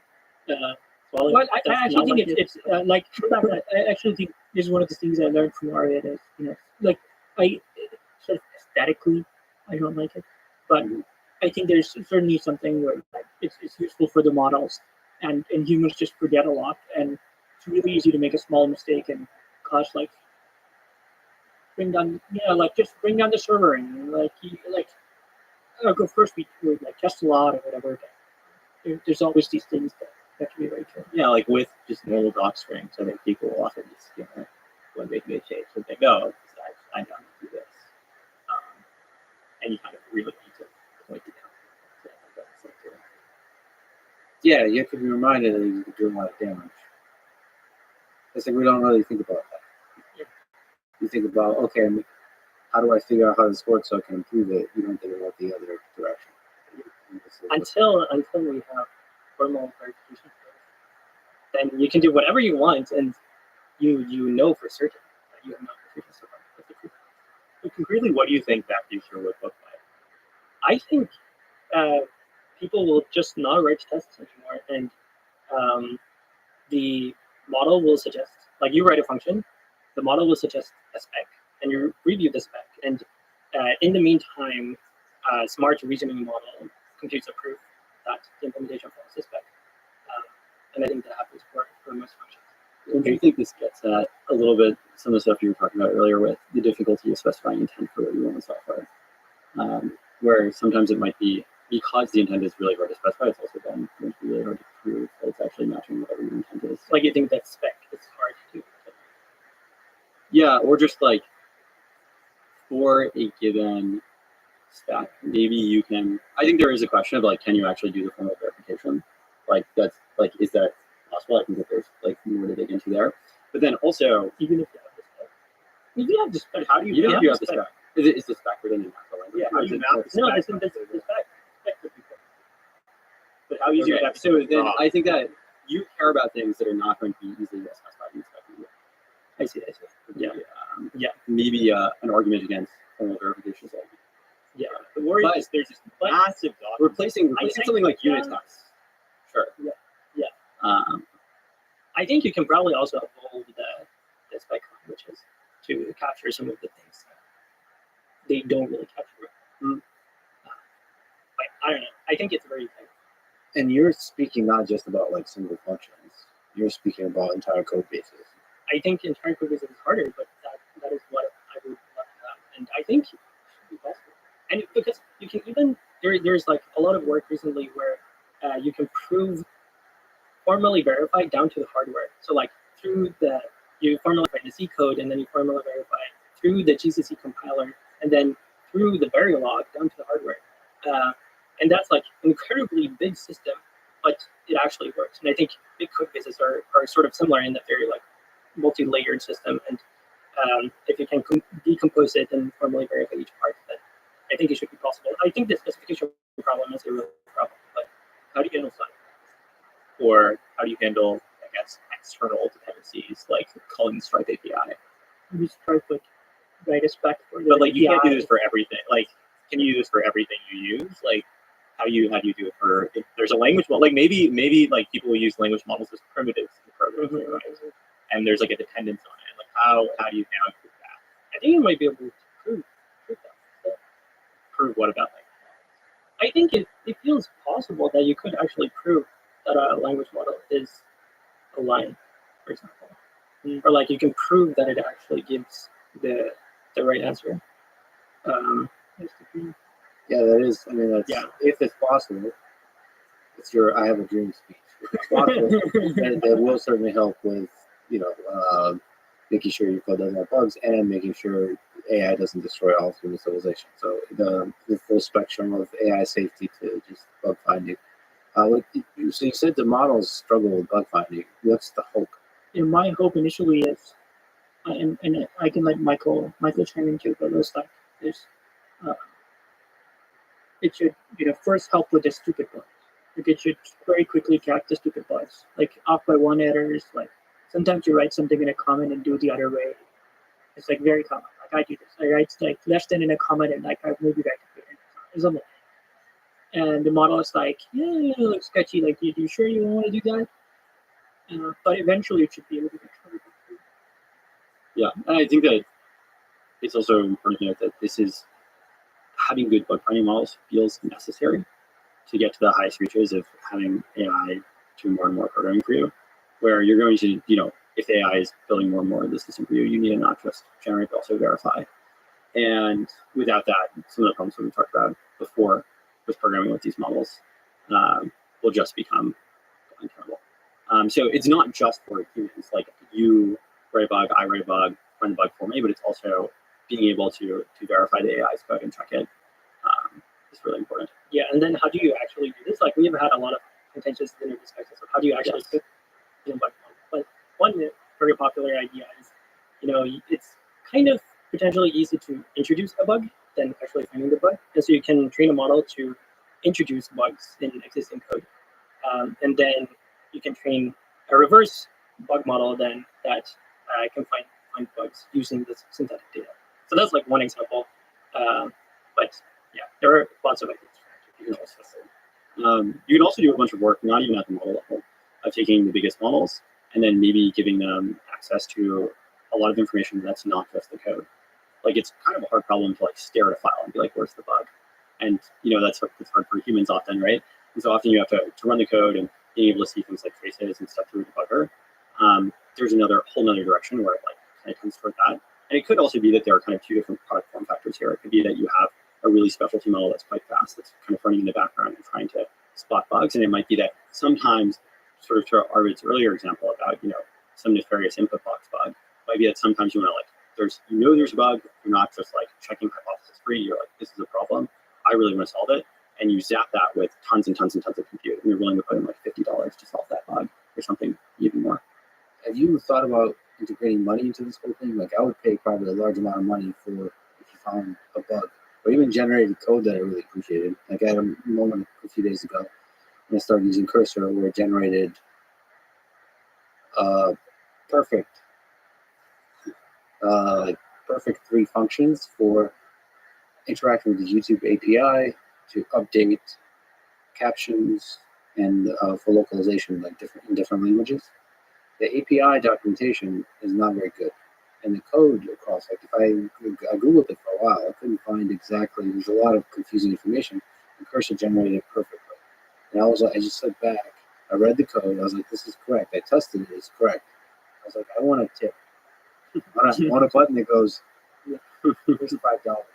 One that's really good just to support the company, support what the interface is, and the other is that probably sends a strong signal, like, good job. Right? There's this much stronger signal than just accepting it, right? You just actually send like a strong good job. That, and for bug finding, obviously, like, there's a lot of people, that would pay a huge amount of money for a bug, like a bug bounty thing, right? Is that, you guys think about that? Yeah, it's a controversial idea inside the company. I think it sort of depends on how much you believe in humanity, almost. Like, I think it would be really cool if, like, you spend nothing to try to find a bug, and if it doesn't find a bug, you spend $0. And then if it does find a bug, and you click accept, then it also shows like in parentheses like $1, and so you spend $1 to accept the bug. And then of course there's a worry like, okay, we spent a lot of computation, like maybe people will just copy paste. I think that's a worry.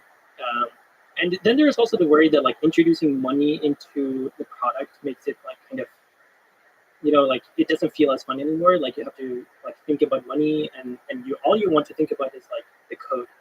And so maybe it actually makes more sense to separate it out. And like you pay some fee like every month, and then you get all of these things for free. But there could be a tipping component, which is not like yes, but it still has that like dollar symbol. I think it's fine, but I also see the point where like maybe it could change. Yeah, I was gonna say the moment that feels like people do this is when they share it, when they have a fantastic example, they just share it with their friends.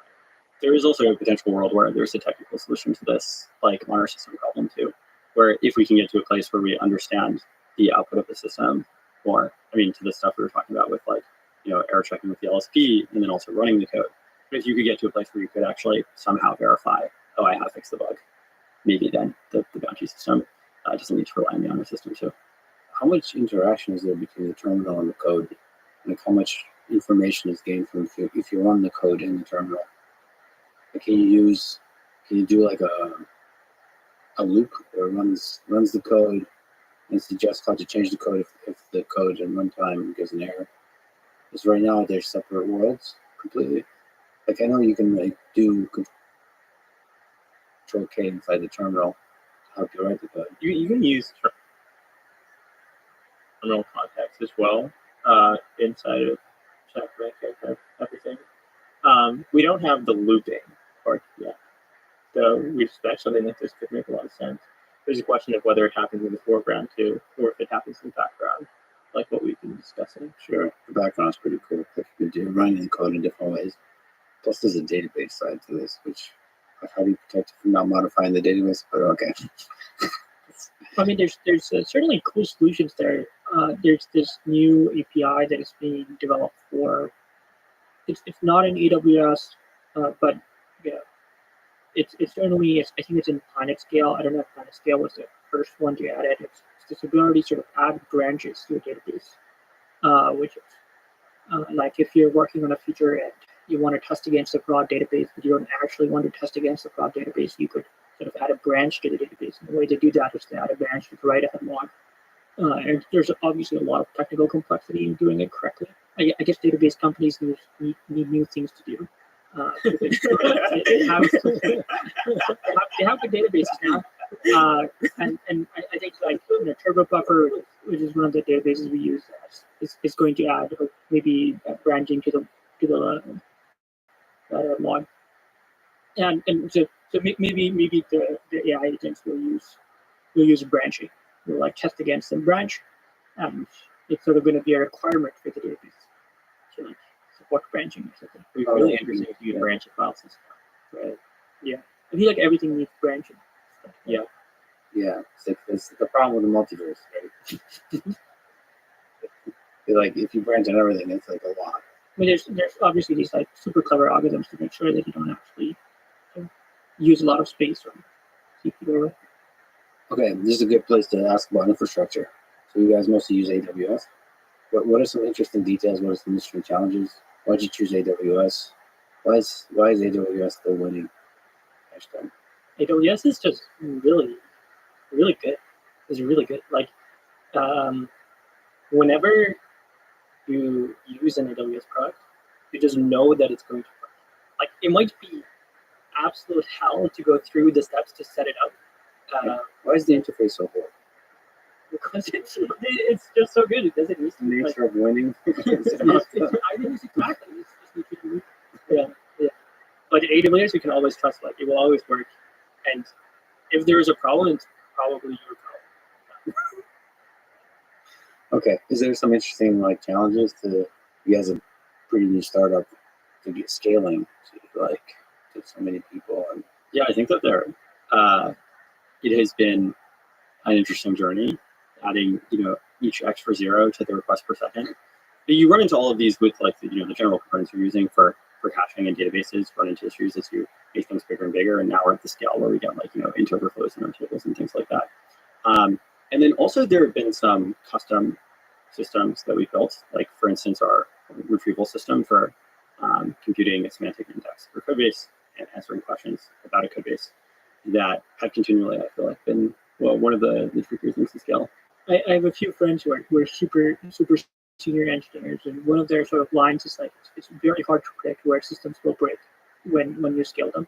You could sort of try to predict in advance.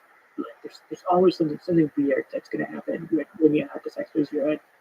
You thought through everything, you didn't actually think of it. But I think for that particular system, for concrete details, the thing we do is obviously we upload we chunk up all of your code, and then we send out sort of the code for embedding, and we embed the code. And then we store the embeddings in a database, but we don't actually store any of the code. And then there's reasons around making sure that we don't introduce client bugs, because we're very, very paranoid about client bugs. We store much of the details on the server, like everything is sort of encrypted.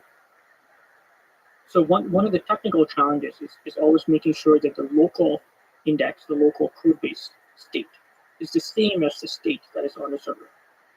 And the way that technically we ended up doing that is, so for every single file, you can sort of keep this hash. And then for every folder, you could sort of keep a hash with the hash of all its children, and you could sort of recursively do that until the top. And why do something complicated?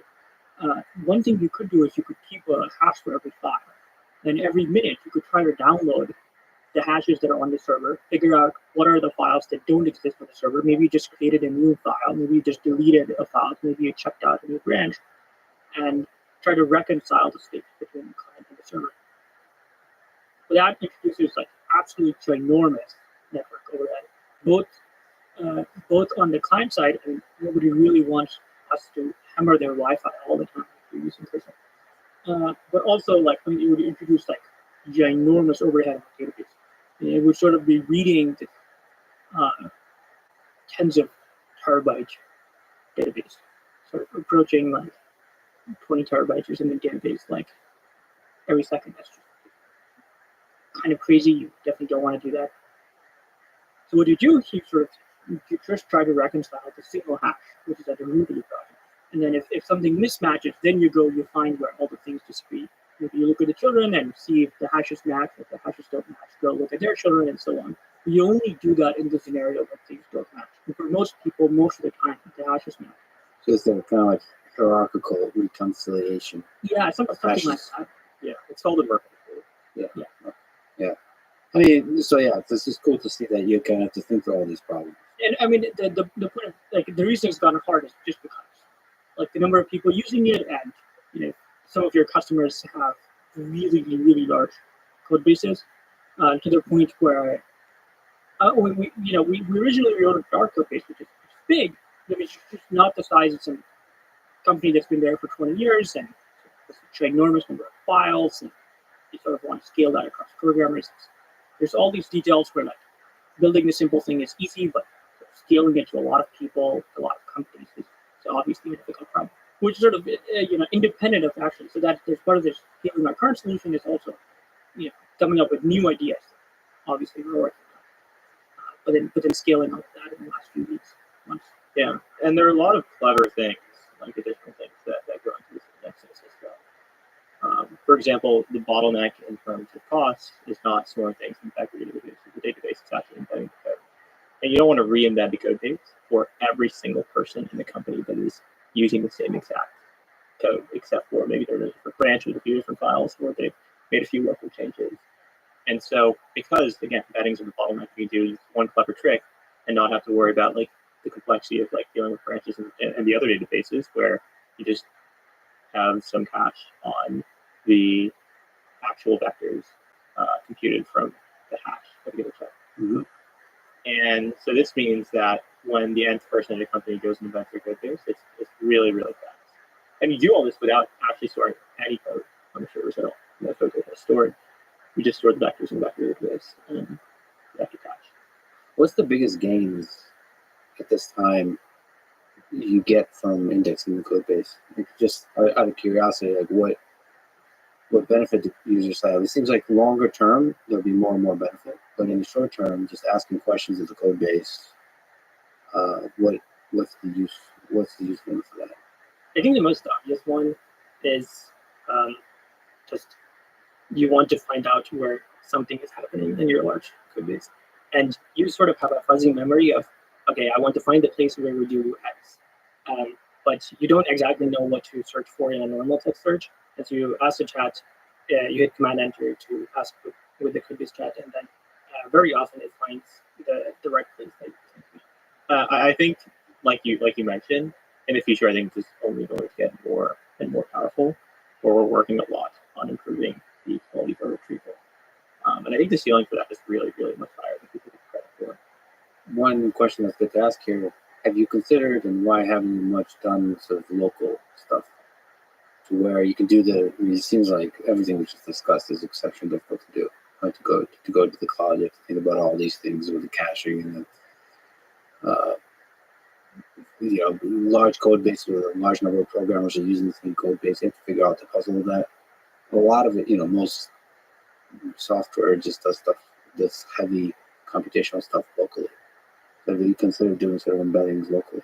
Yeah, we thought about it, and I think it would be cool to do it locally. I think it's just really hard. And one thing to keep in mind is that, some of our users use the latest MacBook Pro, but most of our users, like more than 80% of our users, are on Windows machines, which and many of them are not very powerful. And so local models really only works on the latest computers, and it's also a big overhead to build that in. And so even if we would like to do that, it's currently not something that we are able to focus on. And I think there are some people that do that, and I think that's great. But especially as models get bigger and bigger, and you want to do fancier things with like bigger models, it becomes even harder to do it locally. Yeah, and it's not a problem of like weaker computers.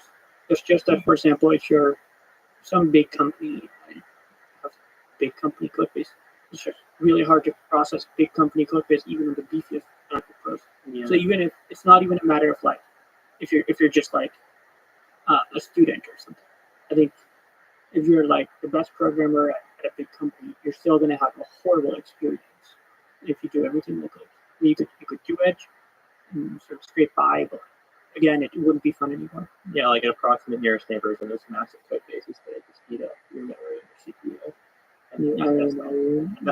And that's just that. Like, let's talk about like also the modeling side, where as Harvard said, there are these massive headwinds against local models, where one things that seem to move towards MLEs, which like one benefit is maybe they're more memory bandwidth bound, which plays in favor of local versus using GPUs or using NVIDIA GPUs. But the downside is these models are bigger in total, and they're going to need to fit, often not even on a single node, but multiple nodes. There's no way that's going to fit inside of even really good networks.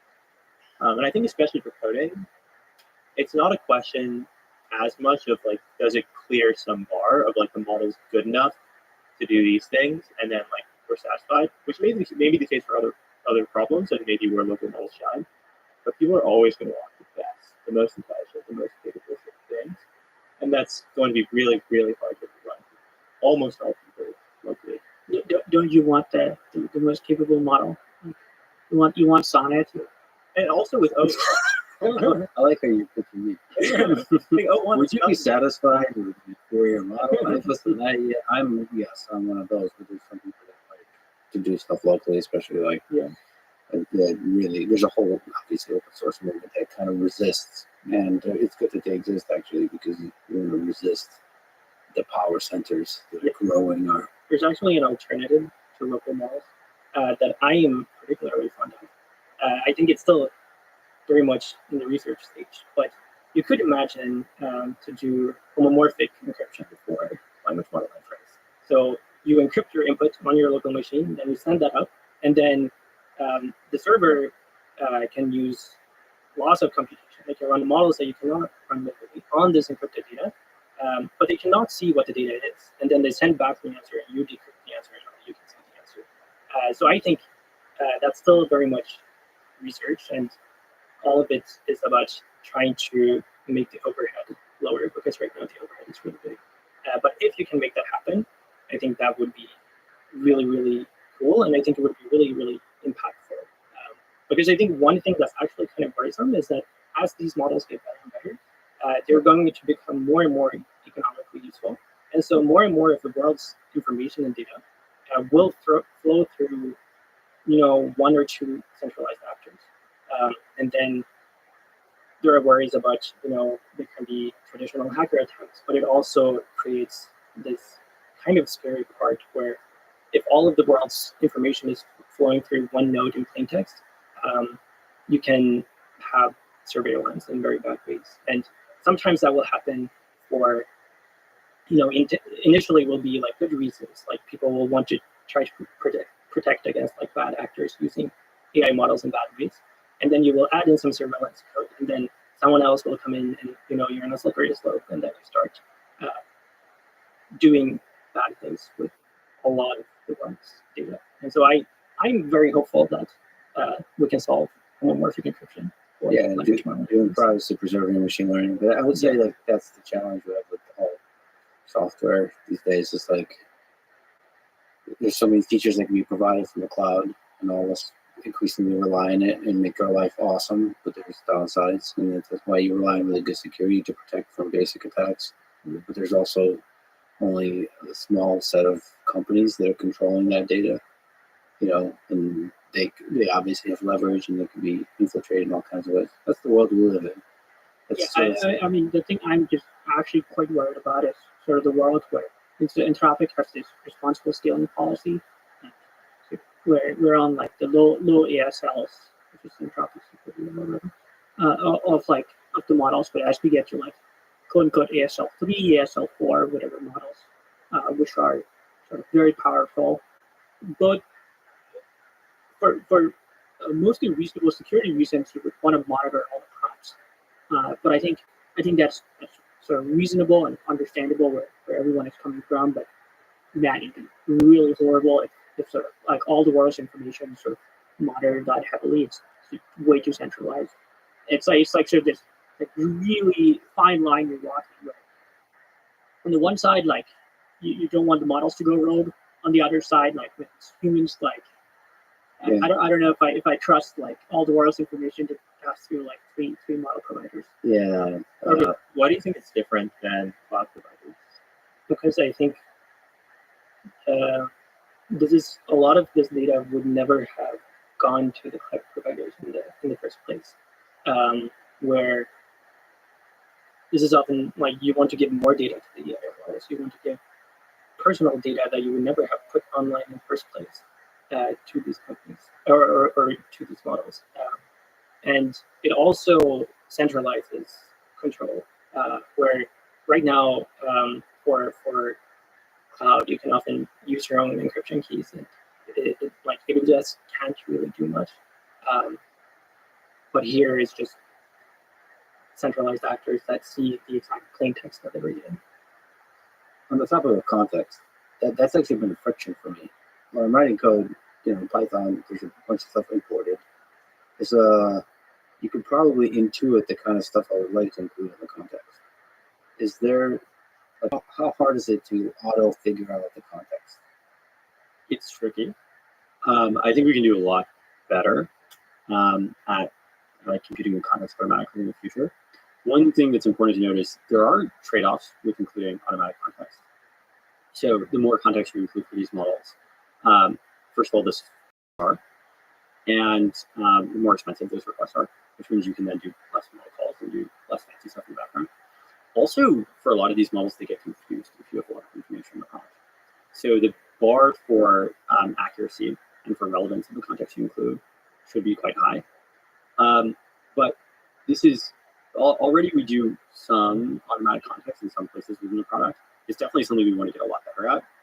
And I think that there are a lot of cool ideas to try there, both on the learning better retrieval systems, like better embedding models, better re-rankers.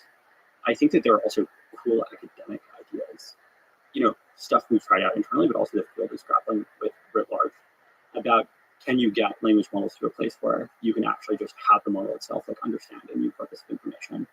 And the most popular talked about version of this is, can you make the context windows infinite? Then if you make the context windows infinite, can you make the model actually pay attention to the infinite context? And then after you can make it pay attention to the infinite context, to make it somewhat feasible to actually do it, can you then do capturing for that infinite context so you don't have to recompute that all the time? But there are other cool ideas that are being tried that are a little bit more analogous to fine-tuning of actually learning this information in the weights of the model. And it might be that you actually get sort of a qualitatively different type of understanding if you do it more at the weight level than if you do it at the in-context learning level. I think the jury's still a little bit out on how this is all going to work in the end. But in the interim, us the company, we are really excited about better retrieval systems and picking the parts of the code base that are most relevant to what you're doing. We can do that a lot better. Like one interesting proof of concept for the learning this knowledge directly in the weights is with VS Code. So we're in a VS Code fork, and VS Code, the code is all public. So these models in pre-training have seen all the code. They've probably also seen questions and answers about it, and then they've been fine-tuned and all that stuff to be able to answer questions about code in general. So when you ask it a question about VS Code, sometimes it'll hallucinate, but sometimes it actually does a pretty good job at answering the question. And I think like this is just it happens to be okay. But what if you could actually like specifically train or post-train a model such that it really was built to understand this code base? it's an open research question, one that we're quite interested in.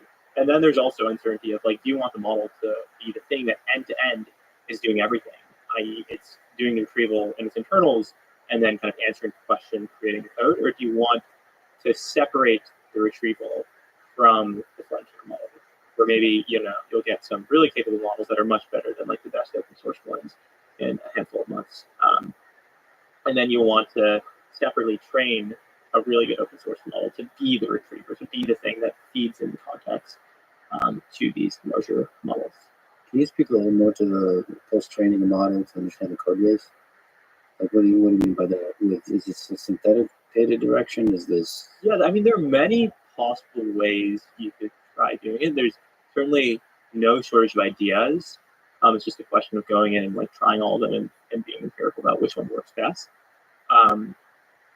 One very naive thing is to try to replicate what's done with the Xcode and these frontier models. So let's like continue pre-training. Kind of continue pre-training that includes general code data, but also throws in a lot of the data of some particular repository that you care about. And then in post-training, meaning let's just start with instruction fine-tuning. You have like a normal instruction fine-tuning data set about code, but you throw in a lot of questions about code in that repository. So you could either get ground truth ones, which might be difficult, or you could do what you hinted at or suggested using synthetic data, i.e., kind of having the model ask questions about various pieces of the code. So you kind of take the pieces of the code, then prompt the model or have the model propose a question for that piece of code, and then add those as instruction fine-tuning data points. And then in theory, this might unlock the model's ability to answer questions without that code base. Let me ask you about OpenAI 01. What do you think is the role of that kind of test time compute system in programming? I think test time compute is really, really interesting. So there's been the pre-training regime, which will kind of, as you scale up the amount of data and the size of the model, get you better and better performance, both on loss and then on downstream benchmarks, and just general performance. So we use it for coding or other tasks. We're starting to hit a bit of a data wall, meaning it's going to be hard to continue scaling up this regime.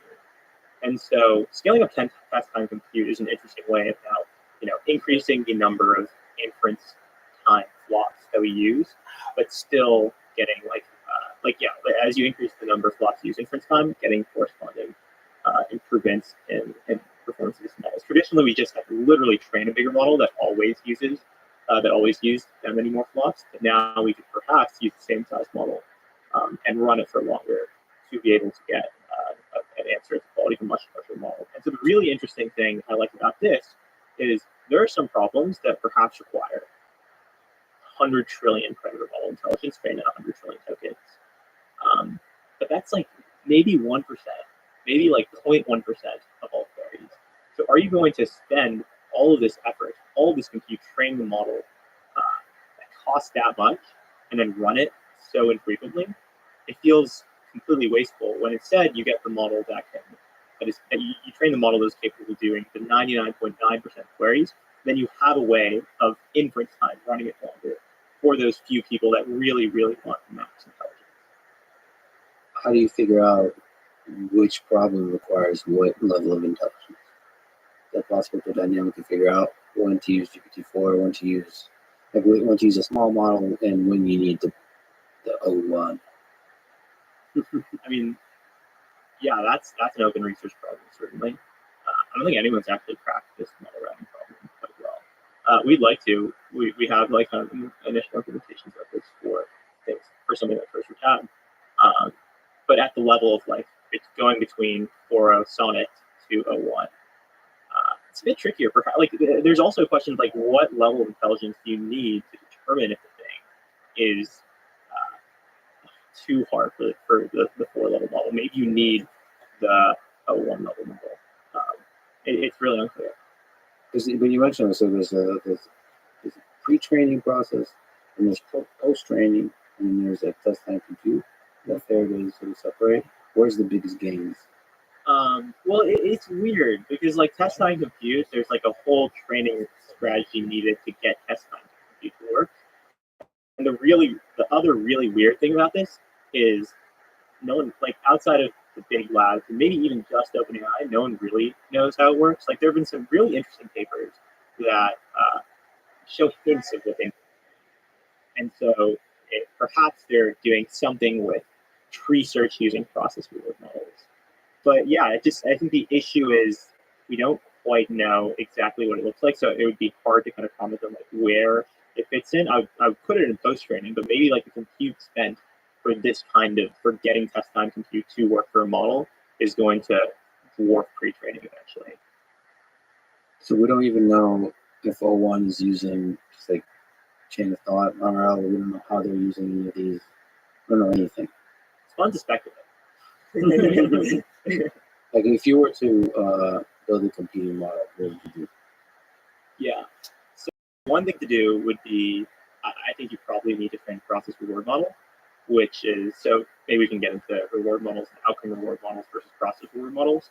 Outcome reward models are the kind of traditional reward models that people are trained for these for language modeling, and it's just looking at the final thing. So if you're doing some math problem, let's look at that final thing. You've done everything, and let's assign a grade to it. How likely we think, like what's the reward for this outcome? Process reward models instead try to grade the chain of thought. And so OpenAI had some preliminary paper on this, I think, last summer, where they use human labelers to get this pretty large, several 100,000 data set of grading chains of thought. Ultimately, it feels like I haven't seen anything interesting in the ways that people use process reward models outside of just using it as a means of affecting how we choose between a bunch of samples. So like what people do in all these papers is they sample a bunch of outputs from the language model and then use the process reward models to grade all those generations alongside maybe some other heuristics, and then use that to choose the best answer. The really interesting thing that people think might work, people want to work, is tree search with these process reward models, because if you really can grade every single step of the chain of thought, then you can kind of branch out and explore multiple paths of this chain of thought, and then use these process reward models to evaluate how good is this branch that you're taking.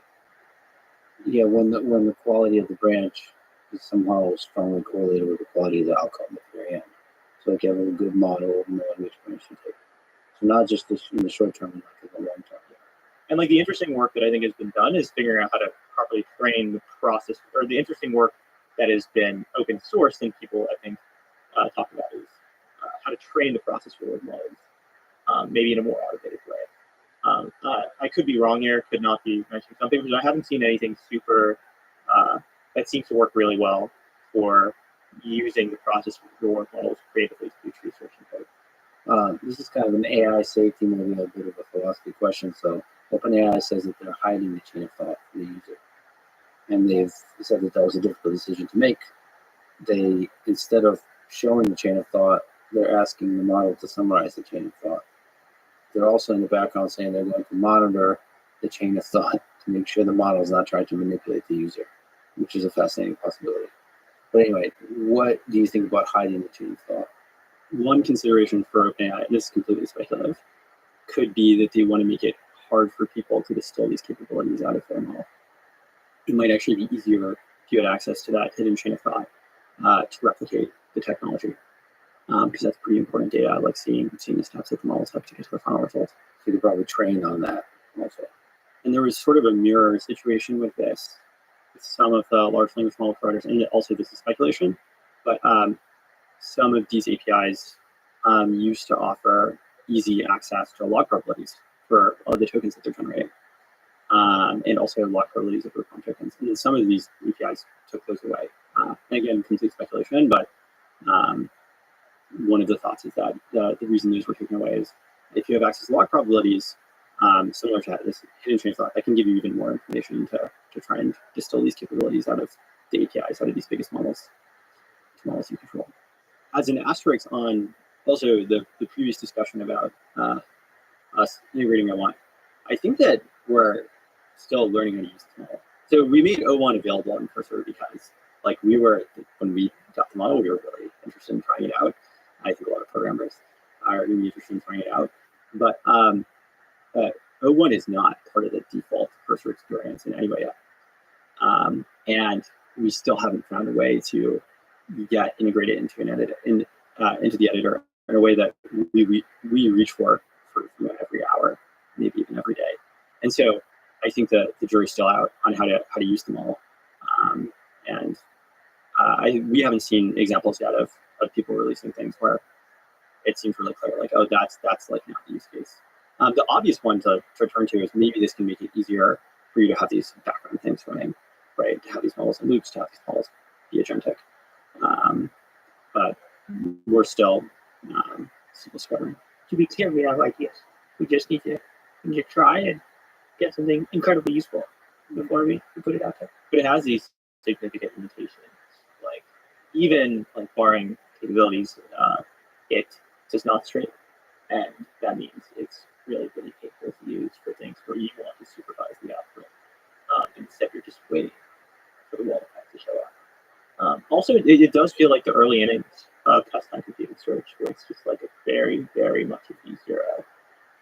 And there's so many things that like don't feel quite right. And I suspect in parallel to people increasing the amount of pre-training data, the size of the models in pre-training and finding tricks there, you'll now have this other thread of getting search to work better and better. So let me ask you about Strawberry Tomorrow Eyes. So it looks like GitHub Copilot might be integrating O1 in some kind of way. And I think some of the comments are saying, does this mean cursor is done? I think I saw one comment saying that. It's not an attempt to shut down cursor. Time to shut down cursor. So is it time to shut down cursor? I think this space is a little bit different from past software spaces over the 2010s, where I think that the ceiling here is really, really, really incredibly high. And so I think that the best product in 3 to 4 years will just be so much more useful than the best product today. And you can like wax poetic about moats this and brand that, and this is our advantage. But I think in the end, just if you don't have, like, if you stop innovating on the product, you will lose. And that's also great for startups. That's great for people trying to enter this market, because it means you have an opportunity to win against people who have lots of users already by just building something better. And so I think, over the next few years, it's just about building the best product, building the best system, and that both comes down to the modeling engine side of things, and it also comes down to the editing experience. Yeah, I think most of the additional value from Cursor versus everything else out there is not just integrating the new model fast like O1. It comes from all of the kind of depth that goes into these custom models that you don't realize are working for you in kind of every facet of the product, as well as like the really thoughtful UX with every single feature. All right, from that profound answer, let's descend back down to the technical. You mentioned you have a taxonomy of synthetic data. Oh, yeah. Can you please explain? Yeah, I think there are 3 main kinds of synthetic data. The first is, so what is synthetic data first? So there's normal data, non-synthetic data, which is just data that's naturally created, i.e. usually it'll be from humans having done things. So from some human process to get this data. Synthetic data, the first one would be distillation. So having a language model output tokens or probability distributions over tokens, and then you can train some less capable model on it. This approach is not going to get you a net, like, more capable model than the original one that has produced the tokens. But it's really useful for if there's some capability you want to elicit from some really expensive high latency model, and then distill that down into some smaller task-specific model. The second kind is when, like, one direction of the problem is easier than reverse. And so a great example of this is bug detection, much earlier, where it's a lot easier to introduce reasonable-looking bugs than it is to actually detect them. And this is probably the case for humans too. And so what you can do is you can get a model that's not trained on that much data, that's not that smart, to introduce code, and then you can use that to then use a synthetic data to train models that can be really, really effective. The last category, I think, is, I guess, the main one that feels like the big labs are doing for synthetic data, which is producing text with language models that can then be verified easily. So, like, extreme example of this is if you have a verification system that can detect if language is Shakespeare level, right? A bunch of monkeys typing in typewriters. Like, you can eventually get enough training data to train a Shakespeare level language. And I mean, this is the case, like very much the case for math, where verification is actually really, really easy for formal languages. And then what you can do is you can have an okay model generate a ton of rollouts, and then choose the ones that you know can actually prove the ground truth. There's similar things you can do for code with leak code like problems, where if you have synthetic tests that you know correspond to, if something passes these tests, it is actually solved the problem.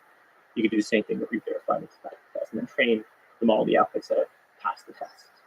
I think it's gonna be a little tricky getting this to work in all domains or just in general.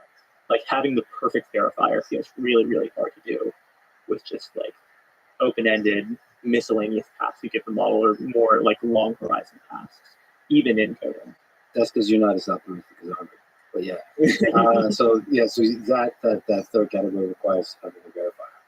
Yeah, verification it feels like it's best when you know for a fact that it's correct, and like then like it wouldn't be like using a language model to verify. It would be using tests or formal systems, or running the thing too, doing like the human form of verification where you just do manual quality control. Yeah.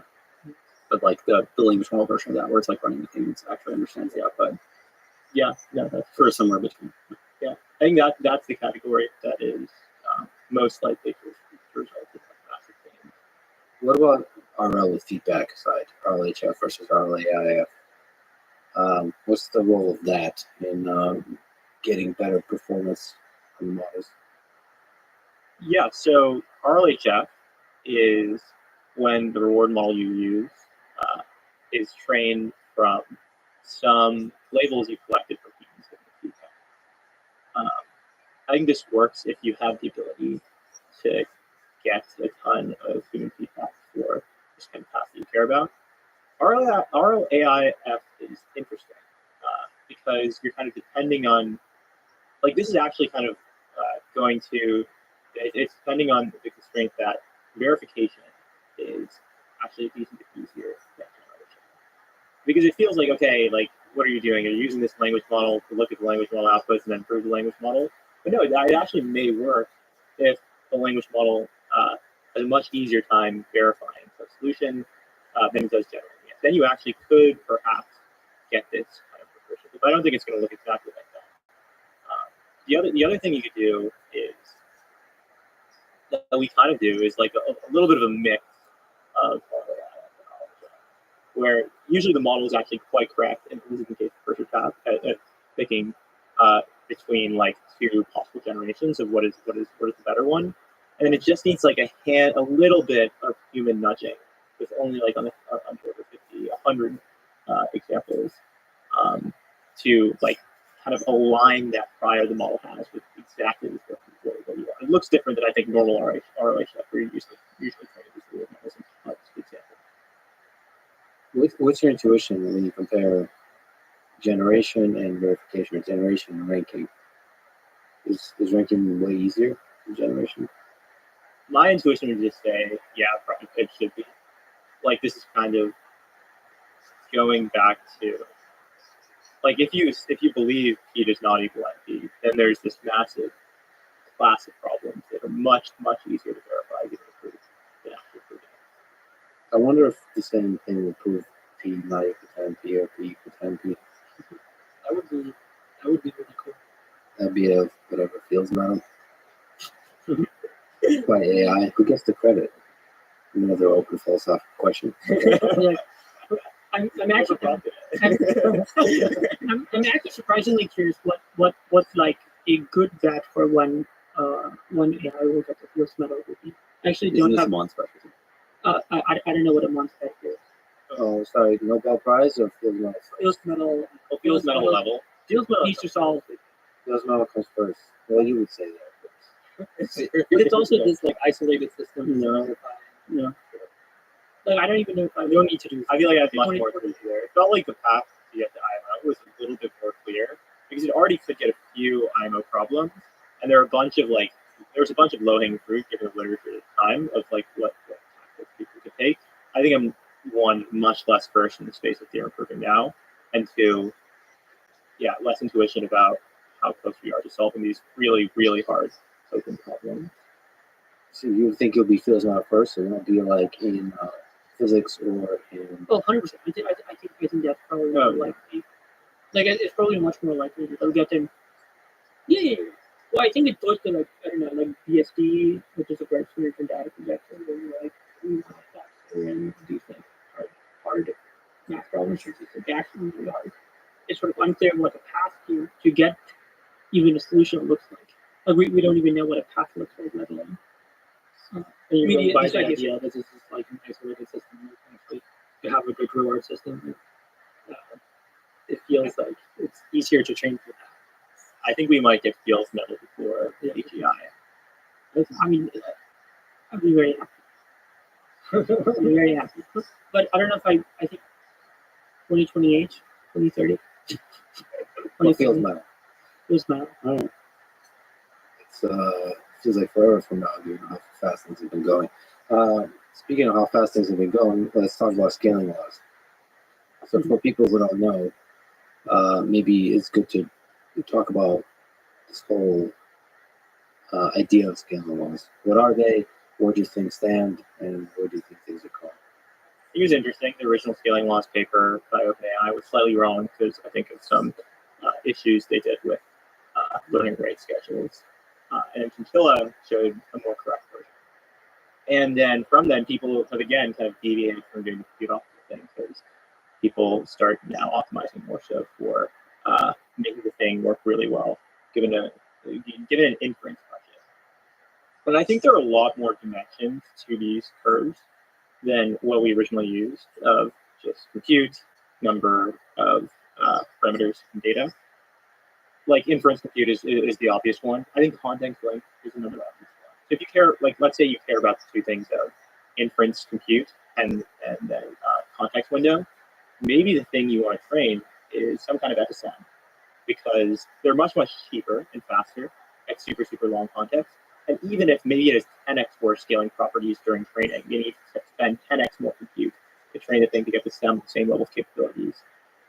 It's worth it because you care most about that inference budget for really long context windows. So it'll be interesting to see how people kind of play with all these dimensions. So yeah, let me speak to the multiple dimensions. Obviously, the original conception was just looking at the variables of the size of the model as measured by parameters and the size of the data as measured by the number of tokens, and looking at the ratio of the two. Yeah. And it's kind of a compelling notion that there is a number, or at least a minimum, and it seems like one was emerging. Do you still believe that there is a kind of bigger is better? I mean, I think bigger is certainly better for just raw performance. Raw intelligence. And raw intelligence. I think that the path that people might take is, I'm particularly bullish on distillation. Like, how many knobs do you turn to if we spend like a ton of money on training, like get the most capable cheap model, right? Like really caring as much as you can. Because like the naive version of caring as much as you can about inference time compute is what people have already done with like the llama models, or just overtraining the shit out of 70 models on way more tokens than is. Right, but if you really care about it, maybe the thing to do is what Gamma did, which is let's not just train on tokens. Let's literally train on minimizing the tail divergence with the distribution of Gamma 2070, right? So knowledge distillation there. And you're spending the compute of literally training this 27 billion parameter model on all these tokens just to get out this, smaller model.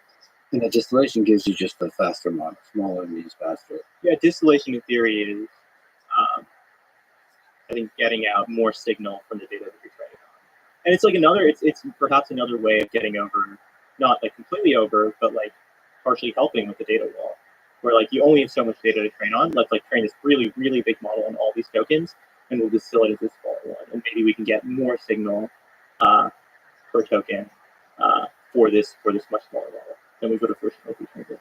So if I gave you $10 trillion, how would you spend it? I mean, you can't buy an island or whatever. How would you allocate it in terms of improving the big model versus maybe paying for HF and the RLHF? Or Yeah, I think there's a lot of these secrets and details about training these large models that I just don't know and are only privy to the large labs. And the issue is I would waste a lot of that money if I even attempted this because I wouldn't know those things. Suspending a lot of disbelief and assuming like you have the know-how and operate, or if you're saying like you have to operate with like the limited information you have now. No. Actually, I would say you swoop in and you get all the information, all the little heuristics, all the little parameters, all the parameters that define how the thing is trained. Mm-hmm. If we look at how to invest money for the next 5 years in terms of maximizing what you call raw intelligence. I mean, isn't the answer like really simple? You just try to get as much compute as possible. Like at the end of the day, all you need to buy is the GPUs, and then the researchers can find all like they can sort of tune whether you want to train a big model or a small model. Like, well, this gets into the question of like, are you really limited by compute and money, or are you limited by these other things? And I'm more privy to Arvid's belief that we're sort of idea limited. That there's always that, like, but if you have a lot of compute, you can run a lot of experiments. So you would run a lot of experiments versus like use that compute to train a gigantic model.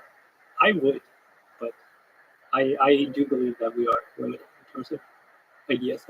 I think, yeah, because even with all this compute and like, all the data you can collect in the world, I think you really are ultimately limited by not even ideas, but just like really good engineering. Like, even with all the capital in the world, would you really be able to assemble, like, there aren't that many people in the world who really make the difference here.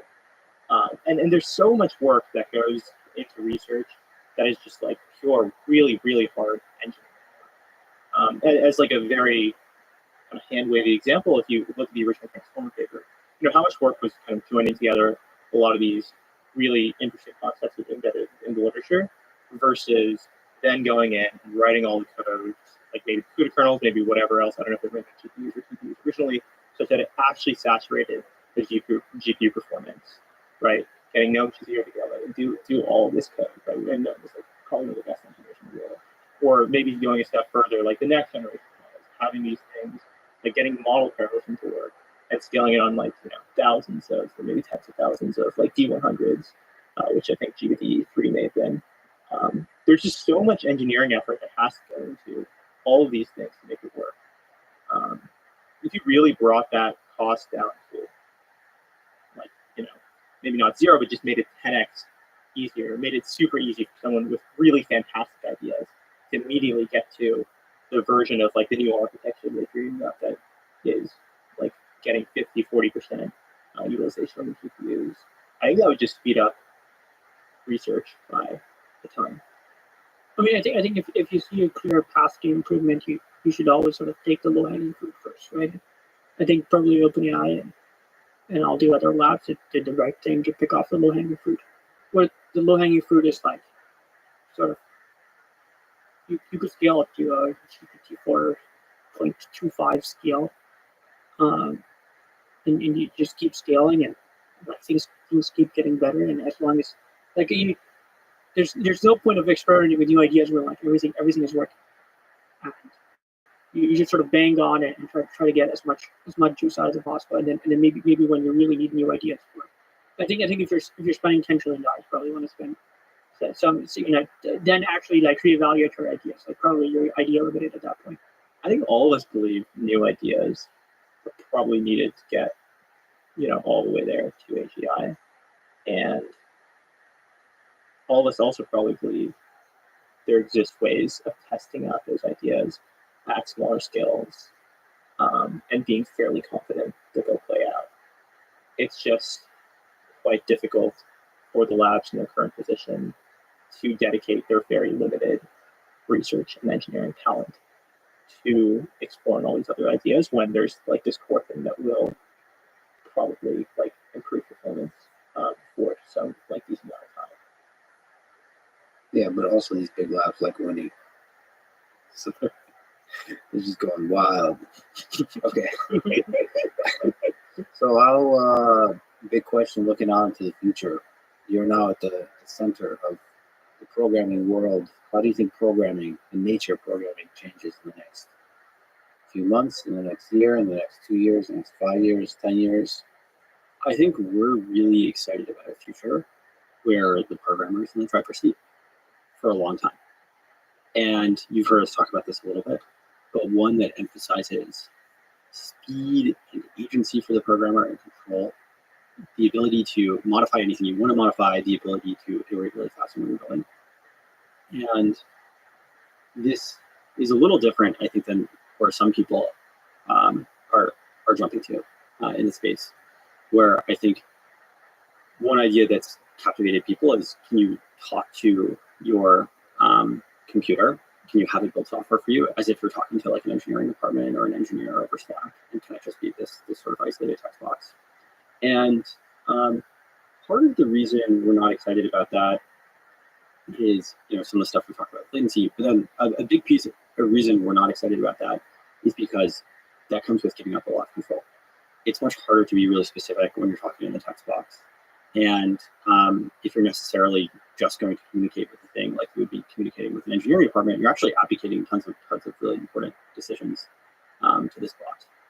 And this kind of gets at fundamentally what engineering is. I think that some people who are a little bit more removed from engineering might think of it as, the spec is completely written out, and then the engineers just come and they just implement. And it's just about making the thing happen in code and making the thing exist. But I think a lot of the best engineering, the engineering we enjoy, involves tons of tiny micro decisions about what exactly you're building and about really hard trade-offs between, speed and cost and just all the other things involved in a system. And we want, as long as humans are actually the ones making, designing the software and the ones specifying what they want to be built, and it's not just like company run by all AIs, we think you'll really want the human in a driver's seat dictating these decisions. And so the jury's still out on kind of what that looks like. I think that, one weird idea for what that could look like is it could look like you can control the level of abstraction you do a code base at. And you can point at specific parts of the code base that, maybe you digest a code base by looking at it in the form of pseudocode. And you can actually edit that pseudocode too, and then have changes get made down at the sort of formal programming level.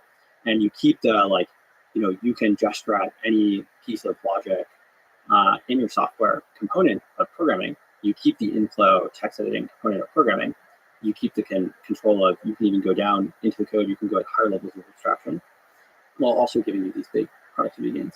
It'd be nice if you can go up and down the abstraction stack. Yeah. And there are a lot of details to figure out there. That's sort of like a fuzzy idea. Time will tell if it actually works. But these principles of control and speed and human in the driver's seat, we think are really important. We think for some things, like Arvid mentioned before, for some styles of programming, you can kind of hand it off chatbot style, if you have a bug that's really well specified. But that's not most of programming, and that's also not most of the programming we think a lot of people value. What about like the fundamental skill of programming? There's a lot of people, young people right now, kind of scared, like thinking because they like love programming, but they're scared about like, will I be able to have a future if I pursue this career path? Do you think the very skill of programming will change fundamentally? I actually think this is a really, really exciting time to be building software. Like, we remember what programming was like in 2013, 2012, whatever it was. And there was just so much more cruft and boilerplate and, looking up something really gnarly. And yeah, that stuff exists. It's definitely not at zero. But programming today is way more fun than back then. It's like we're really getting down to the delight concentration and all the things that really draw people to programming, like for instance this element of being able to build things really fast and speed and also individual control. Like all those are just being turned up a ton. And so I think it's gonna be a really, really fun time for people who build software. I think that the skills will probably change too. I think that people's taste and creative ideas will be magnified, and it will be less a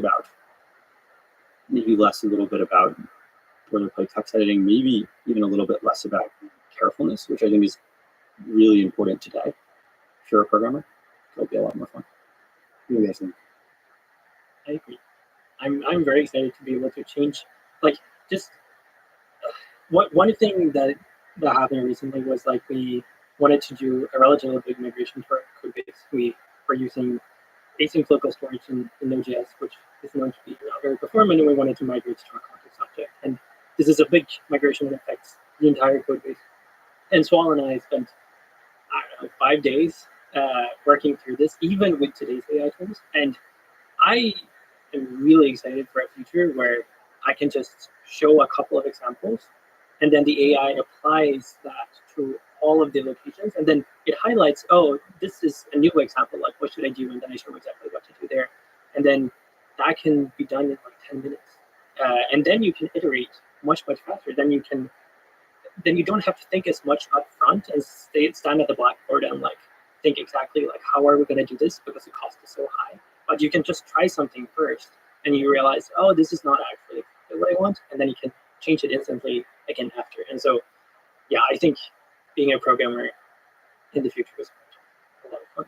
Yeah, I really like that point about it feels like a lot of time with programming, there are two ways you can go about it. One is like you think really hard, carefully upfront about the best possible way to do it, and then you spend your limited time of engineering to actually implement it. But I much prefer just getting into code and like, taking a crack at it, seeing how it lays out, and then iterating really quickly on it. That feels more fun. Yeah, like just speaking to generating the boilerplate is great. So you just focus on the difficult design, nuanced, difficult design decisions. Migration, I feel like this is a cool one. Like it seems like large language model is able to basically translate from one programming language to another, or like translate, like migrate in the general sense of what migrate is. But that's in the current moment. So the fear has to do with like, as these models get better and better, then you're doing less and less creative decisions. And is it going to kind of move to a place where it's you're operating in the design space of natural language? And natural language is the main programming language. And I guess I could ask that by way of advice. Like if somebody's interested in programming now, what do you think they should learn? Like, do they, you guys started in Java and I get the other, some PHP. Objective-C. Objective-C, there you go. Yeah. I mean, in the end, we all know JavaScript is going to win. And not TypeScript. It's going to be like vanilla JavaScript. It's just going to eat the world. Maybe a little bit PHP. And I mean, it also brings up the question of like, I think Don Knuth has this idea that some percent of the population is geese. And like, there's a particular kind of psychology in mind required for programming. And it feels like more and more that expands. The kind of person that should be able to, can do great programming might expand. I think different people do programming for different reasons, but I think the true, maybe like the best programmers are the ones that really love, just like absolutely love programming. For example, there are folks like you who literally when they get back from work, they go and then they go to Cursor and then they start coding on their side projects for the entire night, and they stay up till 3 a.m. doing that. And when they're sad, they've said, I just really need to code. And I think like, there's that level programmer where like this obsession with love programming, I think makes really the best programmers. And I think these types of people will really get into the details of how things work. I guess the question I'm asking, that exact program, think about that first. When the super tab, the super awesome, praise be the tab, succeeds, you keep pressing tab. That person in the team loves to crush the tab more than anybody else. Yeah, and it's also not just like pressing tab is like just pressing tab. That's like the easy way to say it, like the catchphrase, you know. But what you're actually doing when you're pressing tab is that you're injecting intent all the time while you're doing it. You're sometimes you're rejecting it, sometimes you're taking it from your characters, and that's the way that you're sort of shaping the things that's being created. And I think programming will change a lot to just what is it that you want to make. So it's sort of higher bandwidth. The communication to the computer just becomes higher and higher bandwidth, as opposed to like just typing is much lower bandwidth than communicating. I mean, this goes to your manifesto titled Engineering Genius. We are an applied research lab building extraordinary productive human AI systems. So speaking to this like hybrid element. To start, we're building the engineer of the future, a human AI programmer that's an order of magnitude more effective than any one engineer. This hybrid engineer will have effortless control of their code base and no low entropy keystrokes. They will iterate at the speed of their judgment, even in the most complex systems. Using a combination of AI and human ingenuity, they will outsmart and out-engineer the best pure AI systems. We are a group of researchers and engineers. We build software and models to invent at the edge of what's useful as possible. Our work has already improved the lives of hundreds of thousands of programmers. And on the way to that, we'll at least make programming more fun. So thank you for talking to me. Thank you. Thanks for having us. Thank you. Thanks for listening to this conversation with Michael, Swale, Harvey, and Amar. To support this podcast, please check out our sponsors in the description. And now, let me leave you with a random, funny, and perhaps profound programming code I saw on Reddit. Nothing is as permanent as a temporary solution that works. Thank you for listening, and hope to see you next time.